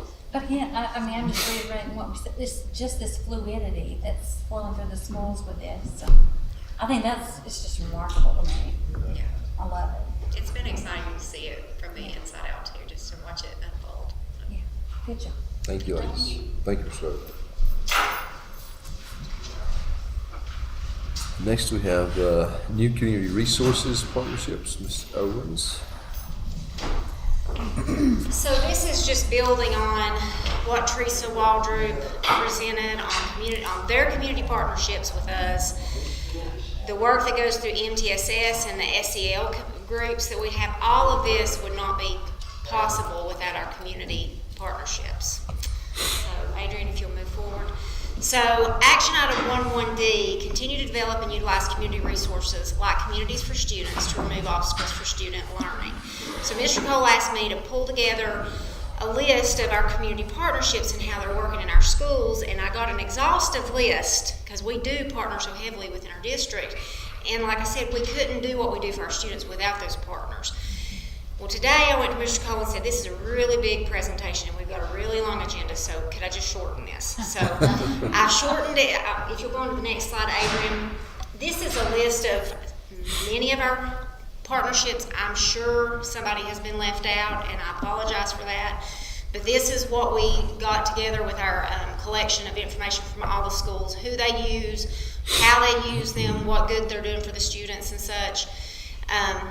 Some of these listed had multiple slides, so again, we decided to compare it and just get it down to the 4 that I want to talk about. But I don't want to put aside the work that these organizations do for our schools, because they are an integral part of everything from the MTSS, the SEL, the PBIS, the EC.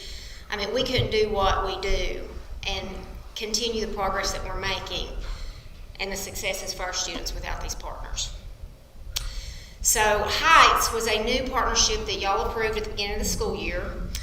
We're still working on that partnership, and we're looking for some improvements with that partnership. But as of right now, they are assisting with students' excessive tardiness, and they're providing mediation for students and families. That excessive tardiness, all that work that they're talking about with SEL and MTSS. If the students aren't here for the instruction and the interventions that we're providing and the supports for the SEL, then they're not going to make that progress. So Heights has been helping us work on getting those students back in school, getting them here on a regular, consistent basis so that we can provide what we do provide to our students. The mediation that they're providing, so when students are in school, again, they're not here for instruction. So if they're put in OSS for an infraction, maybe repeated infraction of the same thing, they're not getting the instruction they need. So mediation offers the school and the student and their families opportunities to find ways to keep them in school, maybe do some type of service to make up for whatever they did for that infraction rather than having OSS. So that's something we're still working on, though. It's not a done deal yet. It's going to be continually improving. Okay, Adrian? Via Health, they provided a parent liaison or a community liaison. Jenny Irwin has put together a community collaborative through VIA that we've only had one meeting, but we're going to have monthly meetings. We have a lot of monthly meetings here for all these programs, but they receive referrals from our schools for students in need, and this is where this parent liaison works with that family to help them understand. This parent liaison has hands-on experience with their difficult child and the difficulties they had in school, and she's trying to help us and that parent understand each other. And instead of it being a clash, she's helping to get the parent to work with us instead of pushing against us to get what their student needs. And she's got, again, that hands-on experience and able to help convince the parent, that we're not out to get them, we're not out to get their kid, we're here to work together and get your kid what they need. Okay? The community collaborative, again, this is involving so many community partners. Our first meeting, I think we had 12 people here, and it included DJJ, our school counselors, our school psychologist, PBIS coordinator, Mr. Cole, myself, principals. We're going to meet monthly to discuss the needs, because right now we have a lot of social, emotional, and mental health needs in our district. Behavioral needs have heightened. The intensity at the primary and the middle school levels is not unlike what we've seen before, and we're relating a lot of that to COVID and students not being in school and just having to get back in the groove of being in school. But we're wanting to use this collaborative to help provide the optimal educational experience for these students so that the hardships that they're presented outside of the school will not hinder their continual progress in school. Again, Jenny Irwin has been helping lead this and helping us find ways to partner with the families so that the kids are, participating more in school. It's been a good partnership so far, but of course it's continuously improving. Okay, Adrian? Youth villages, we have worked with youth villages in the past, but again, y'all approved that partnership again at the beginning of the year. The schools refer the students when their behaviors appear to be propagated within or from the home environment, and they interfere with the students' ability to successfully participate in the school setting. They provide assistance with securing additional outside support to aid the students and families, such as mental health services, mediation, or placements. And again, as Mr. Cole said, we don't have certified mental health therapists in the school, and we're seeing more and more opportunities to get these partners to help us get those services for the students. Adrian? Southwestern Child Development Commission, they are partnering with us now because they're helping us provide the on-site child care instead of us providing the staffing for that. They provide the staff. They're certified staff. They're doing, all the background training for them. The planned partnership for the newly Childhood Development CTE program, we're going to be that teacher of that program that Ravonda mentioned. We'll be working hand in hand with Southwestern Child Development and our preschool coordinator, Lisa Birch, on those internships, what we need to prepare those students and giving them a meaningful internship when they're in that program. And then Southwestern Child Care Resource and Referral through Southwestern Child Development provides professional development and technical assistance for our preschool staff. So they keep them ongoing and updated in the latest and greatest professional development. So, all right, Adrian. And again, there's other partnerships within the community. They're continual, ongoing with enhancements, but instead of going through that exhaustive list, y'all can look at those slides. They'll be in the drive and you can look at them. So we just wanted to highlight the 4 new ones. So And that's it for that presentation. Do you have any questions? Okay. Getting teacher. Yes. So the Beginning Teacher Support Program. All right, Adrian, you can move on to the next one. So Mr. Cole, now that we have an HR department, put beginning teachers under me. So this has been a transition year for me to take over beginning teachers and see where we've, lacked some stuff and can improve on things. So we only have 3 action items. I did get to put a green dot on 2.4B. It was something that we were already doing. So I ran into Mr. Cole's office and said, I need a green dot, brought it in here.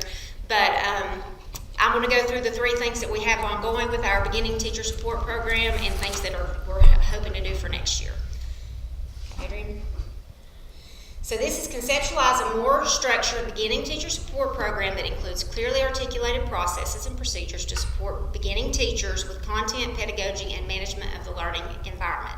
This one is ongoing. It will be continual improvement every year. Okay, Adrian? So at the district level, I provide the principals and assistant principals a calendar of dates for the required components of the comprehensive evaluation.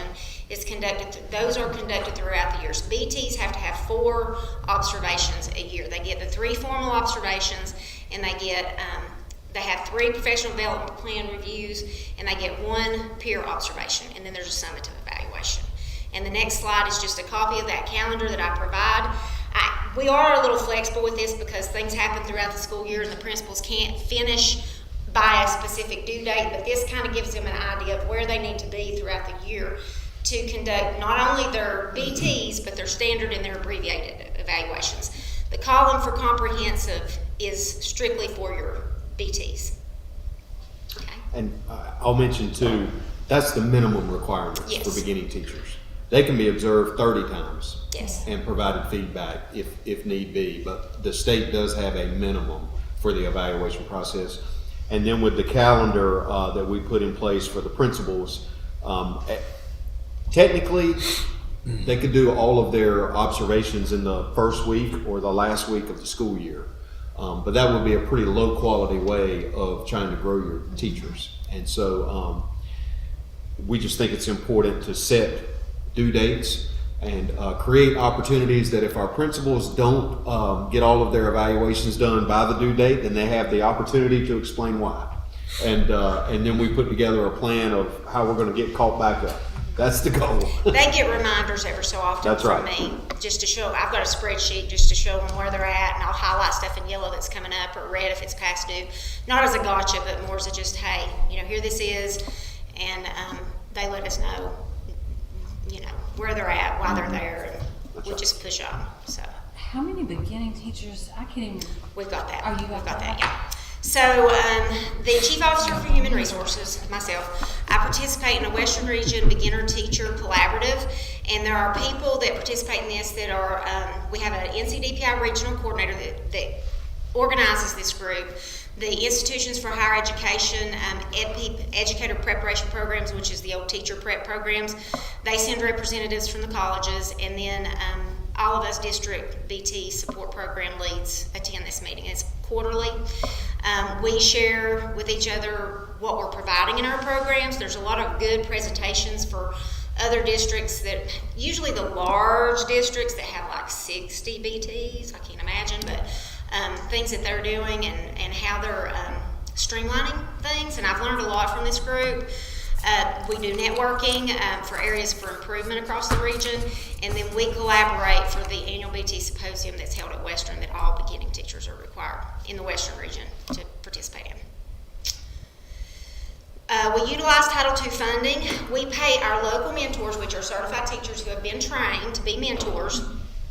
They get $500 annually as a stipend to support their beginning teachers. It can be a BT1, a BT2, or a BT3.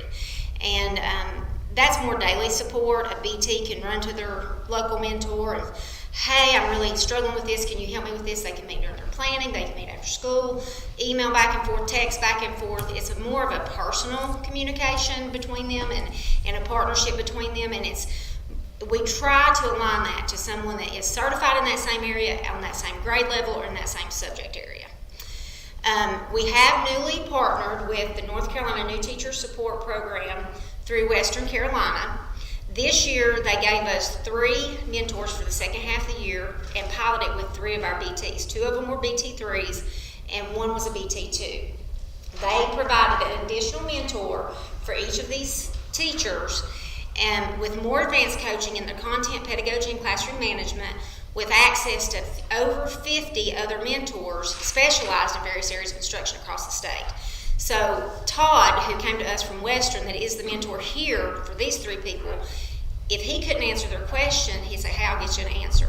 And from what the BT said, he was quick to get those answers, get them connected with someone who could help them in their specialized areas if Todd was not. And then it's a cost of $2,000 per BT and we do plan to partner with them for next year. And we are going to do this next school year for the BT1s and the BT2s. And then if a principal feels like someone going into their BT3 year still needs that additional year of support, we're going to offer that as well. So, action item 2.4 is complete. I got the green dot. Identify and train mentor teachers to enhance the support of beginning teachers. And right now, we have a maintained log of local mentors. I maintain that. Line up local training. We've gone to Cherokee for training. We've done training through NESIS online. There's just various ways to obtain mentor training, and any teacher who's interested in it that's got 3 years behind them, has a continuing license, can participate. We currently have 33 active trained mentors. 2 are serving BT1s, 4 are serving BT2s, and 3 are actively serving our current BT3s. 6 are inactive. You become inactive if you're trained and certified to be a mentor, but you're no longer in a position that's an active teacher in that position. They want your mentors to be an active teacher. Like myself, I am a trained mentor, but I'm no longer in the classroom. Same with Becky Stewart. We are not in the classroom anymore, so it's not best practice for us to provide that mentorship to a classroom teacher. And then we have 4 eligible trained mentors, and with open transparency, a teacher can become ineligible to mentor if they don't meet the EVOS standards. They've not met growth with their students. That doesn't mean they lose that certification. They're just put on the list as not eligible at the time. And if they improve that growth score and they're able to meet growth, then we'll move them back to the active mentor list. And the next slide shows you all of our current active certified mentors by school. So we have at least 5 per school. The 2 that are listed as district mentors are in district positions. So Melissa Cheek is our special education compliance specialist, and Kelly Rogers Gibby is our lead speech therapist. And then 2.4 ongoing, conduct yearly evaluations to gauge the efficacy of beginning teacher support program. So we just started doing this. I am participating in a cross-district peer review. Last year it was with Macon County Schools. This current school year it will be with Cherokee County Schools. So I'll be working with, and we'll peer review each other and discuss areas for improvement. And then I've currently sent out a survey conducted to determine how well the current BTs believe they were supported by their local mentor, and then those 3 that were supported by the North Carolina New Teacher Support Program. So 8 responses are 8 BTs. Everybody participated. So we've got 25% of our BTs are BT1s, 37.5 are BT2s, and 37.5 are BT3s. That just gives you the breakdown of our group. How often do you meet with your assigned mentor? 50% of the people, the BT said weekly. And then 25% a few times a month, and then 12% were monthly, and 12.5% were bi-monthly. On a scale of 0 to 4, how satisfied are you with the support you've received from your current local mentor? 87.5 said they were extremely satisfied, and then 1, I believe, out of that group said very satisfied. That's our local mentors. That's the local mentors. And then this was only answered by the 3 that participated in the new support program. And I just asked, how they felt about the support they received, and they believed it was beneficial. About keeping their local versus the other, and they want to keep their local as well as the North Carolina New Teacher. I'm not going to read all of these to you, but these are the comments that came from that survey. The takeaways that the beginning teachers had about their BT mentorship this school year. We had a lot of positives. And then any suggestions for improvement, and they thought we needed to keep it, it was working great and such. So some had no suggestions at all. So, okay, Adrian. Next year for the beginning teacher support program, based on our current hiring recommendations and continued teacher contracts for the next year, we anticipate 3 BT1s, 2 BT2s, and 4 BT3s. So all of those will have a local mentor, and like I said, the 3s and 2s will have a North Carolina New Teacher Support mentor, and one of our BT3s is going to have the North Carolina New Teacher Support. So that would be a cost of $12,000 for the new teacher support program and $4,500 for the local mentors. And next. So next year's plan for improvement is to have the new teacher support program mentors for BT1s and 2s, beginner teacher orientation prior to school beginning this coming year for those new people coming in, required BT meetings with guest speakers, and then live access to each BT's digital BT notebooks for their local mentor, principal, and myself to monitor ongoing activities and provide additional supports as needed. That's been paper copy, and we're moving it to digital. I believe that's it. And I just want to say this is extremely important work because keeping beginning teachers in the profession, I think for the past 5 years, it might have been the past 10 years, but percentage-wise, close to 50% of all teachers leave the profession within the first 5 years of being teachers. So the statistics show if you can get them past year 5, then they feel experienced, they feel competent, and they're going to stay with you.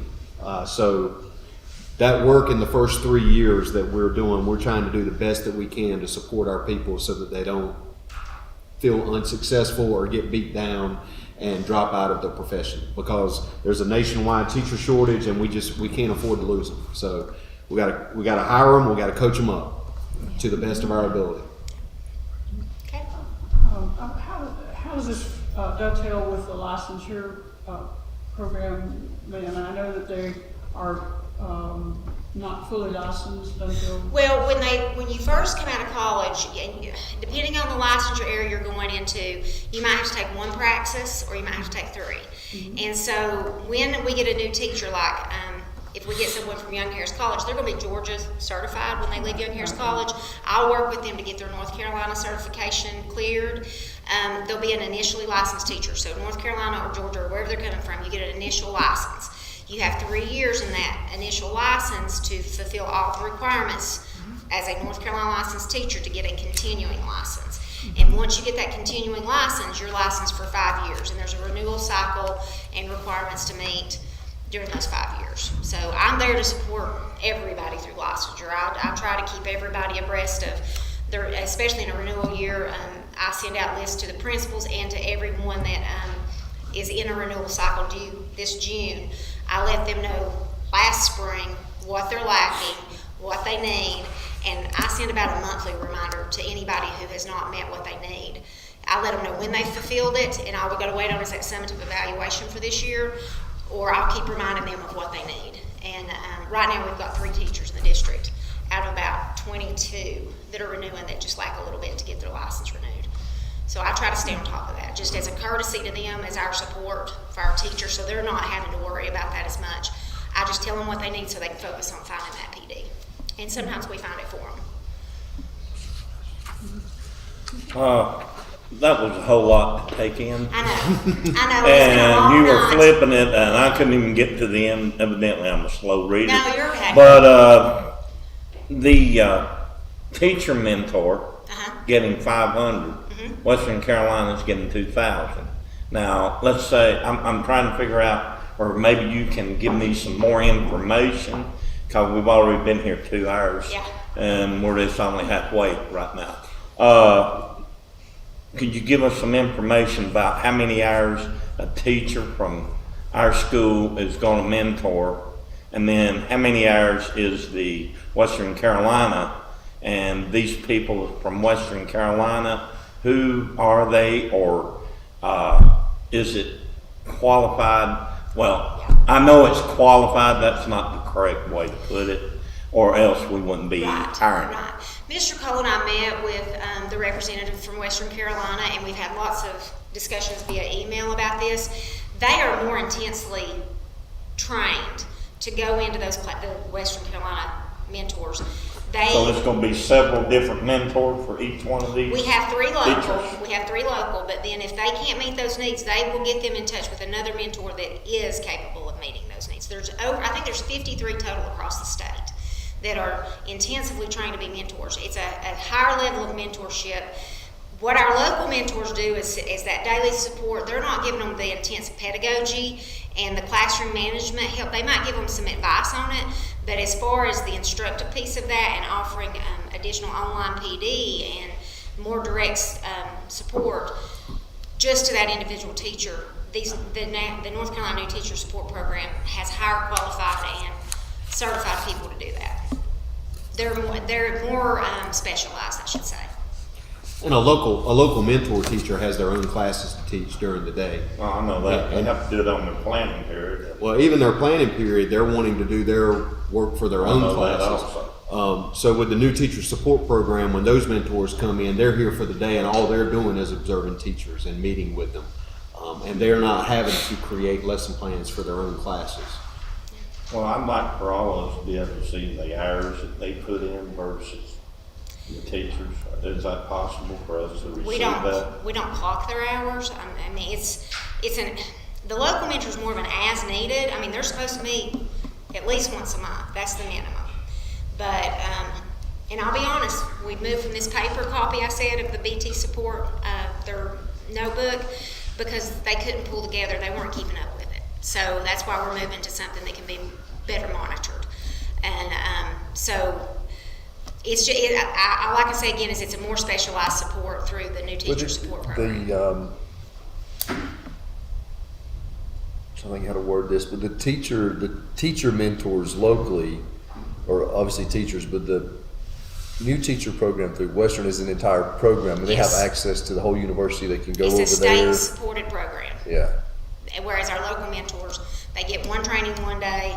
And again, like Mr. Cole said, they're providing opportunities to mentor during their planning periods, but that stipend is what goes beyond their regular work day. That's why we pay them a stipend, is to make up for any time they spend outside of the regular work day to support those teachers. Well, I know that mentors back, a few years back, didn't receive no supplement period. Right, and we wanted to, try to compensate people for their time. And so we started offering mentor stipends last year for the locals, and then this year we added on the new teacher support program. I can imagine starting and being a beginning teacher, and if you have someone at Western to contact, that's great. But I can imagine how valuable it would be to have someone in that building. Very much so. Well, you just imagine like practical things like, I want to do a field trip for my kids. How do I in Clay County schools plan a field trip? Logistics or just right, which the new teacher support program, they're not gonna know how to do that, but your local mentor teacher will. And also there's that your local mentor, sometimes BTs are afraid to admit they don't know what they don't know. And if it's a local person, sometimes they'll feel like that makes them look like less especially knowledgeable. in a small environment. In a small environment like ours, but where you've got this outside mentor who has nothing to do specifically with Clay County or Clay County schools. They're just there to support you and your needs, and they want to know what you need. And they will look for that intensely.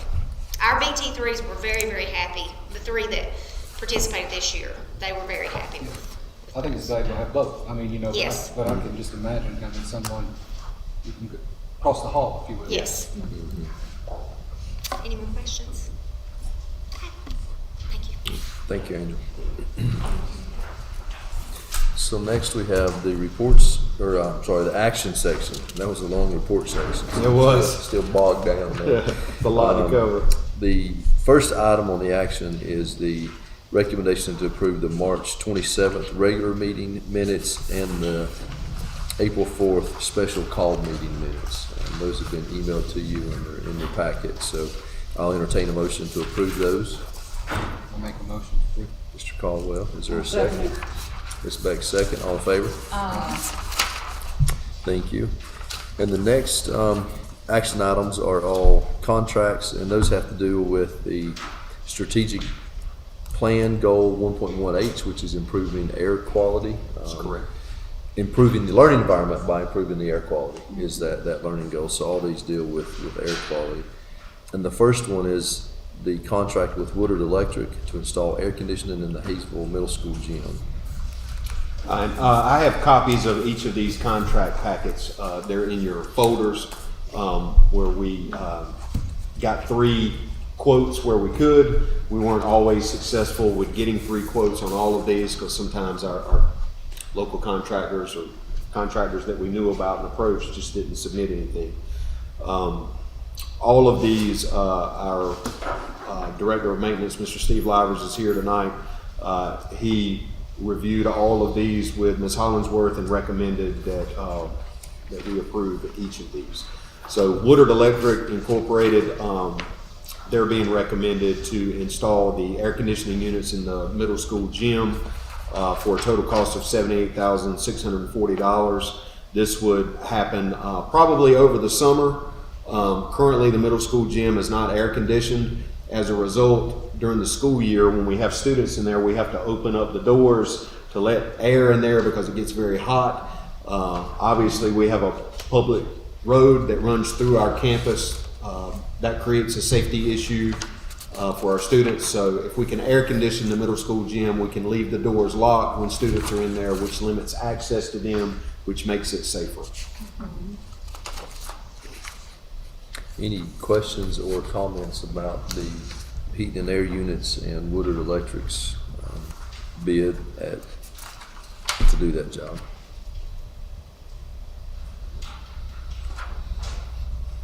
If not, I'll entertain a motion that we. I just have to say, I have to rely on you guys because right. I don't know, you know. No, It's getting out of my knowledge there. What is? Well, and these are 8, so the system itself is 8 separate units that'll be installed in the windows up at the top of the gym. That if for some reason the commissioners or this board in the near future should decide to build a new competition gym and demo the old gym, those units could be reused in other locations around our campus. These will be mini splits. Yeah. And we'll have redundant air, so no matter what happens, if 2 goes down, we still got 6, so on and so forth. And the good thing with the mini splits is we're introducing dehumidification in that gym. And that gym needs dehumidification. And it'll improve air quality for the kids running around and playing in there. We ain't introducing outside air, and you know, with pollen and everything else going on, it's going to be better for our gym floor because it'll stay drier and the building will be drier. That's good. So is there a motion to approve that recommendation? I'll make a motion to approve that. Ms. Beck makes a motion. Is there a second? I'll second it. Ms. Crawford, second. All in favor? Thank you. And the next item under there is the contract with Trinity Painting out of Cleveland, Georgia, to repaint the interior of the Hayesville Elementary School. Yes, members of the board, we repainted the entire interior of Hayesville High School last summer. We kind of want to get this on a rotation, and the elementary school is next as far as need. So we'll be repainting all of the hallway walls, classroom walls, and the baseboards at the elementary school. And the quote recommended is for $53,325. They're also going to, I'm sorry, another part of this, the main hallways at the primary school, they're going to repaint, I think, as part of this as well.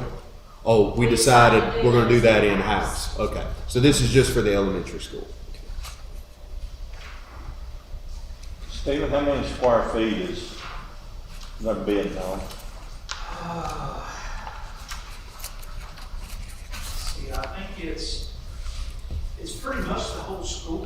Well, I know, but I'm just curious because they had to do the bidding on how many square feet, correct? Yes. Yes, and I can't remember exactly, somewhere around 6,000, somewhere around in there, 7,000 square, because a lot of it is brick, so none of the brick in the outside of the walls of the classrooms will be painted at this time. So you don't really have nothing but interior walls and soffits in the classrooms to paint. So, I mean, we don't really have as much as what we think.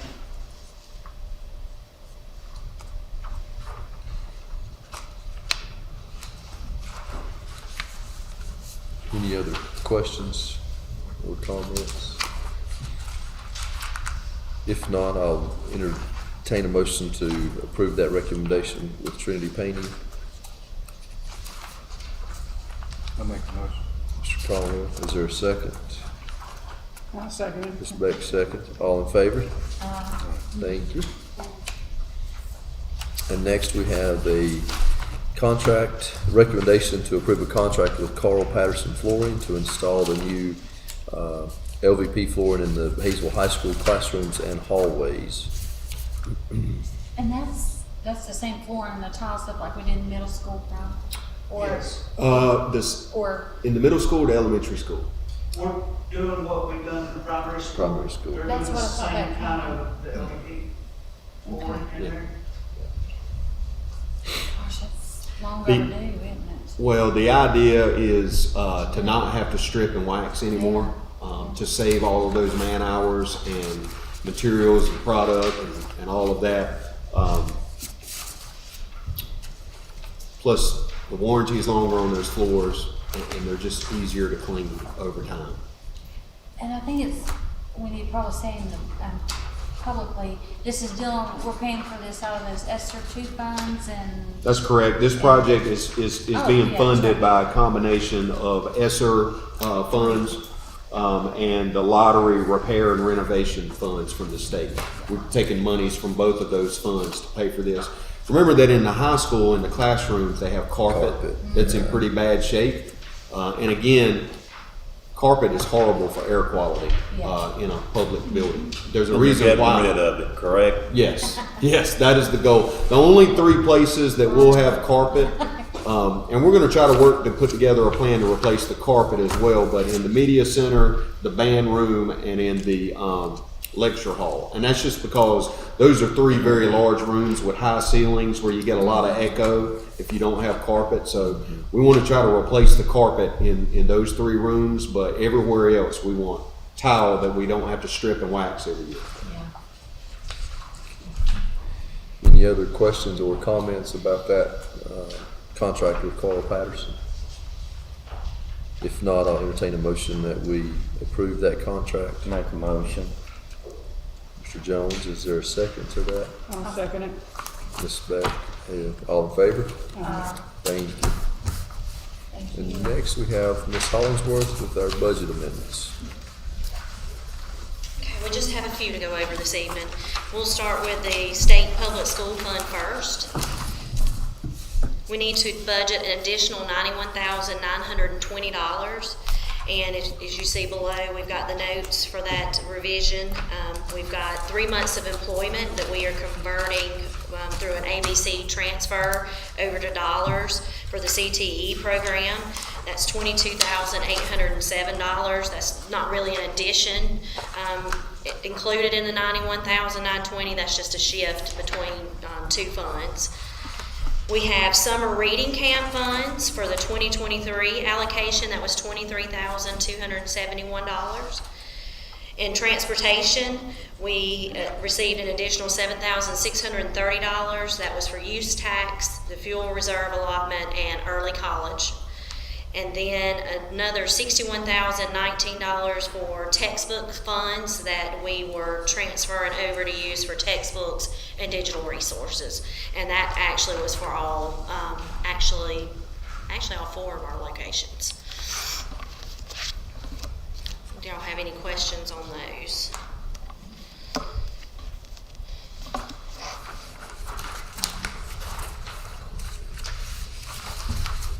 Good. The next one is the other specific revenue fund, Fund 8. we need to budget an additional $4,854. This is for the local foods for schools grant. This is monies received by the Child Nutrition Department through the North Carolina Department of Agriculture. It's funding that will actually be spent with our farms to school, and the state of North Carolina did this. The money was distributed to kind of help those small farms throughout our state, so that'll be used in that way. And that's all we have this evening. Any questions or comments for Ms. Hollingsworth? If not, I'll entertain the motion that we approve the budget recommendations as presented. I'll make a motion. Mr. Crawford, is there a second? Mr. Caldwell, second. All in favor? Thank you. Thank you. Thank you, Ms. Hollingsworth. Next, I will entertain a motion that we go into closed session. I'll make that motion. Ms. Crawford, is there a second? Mr. Caldwell, second. All in favor?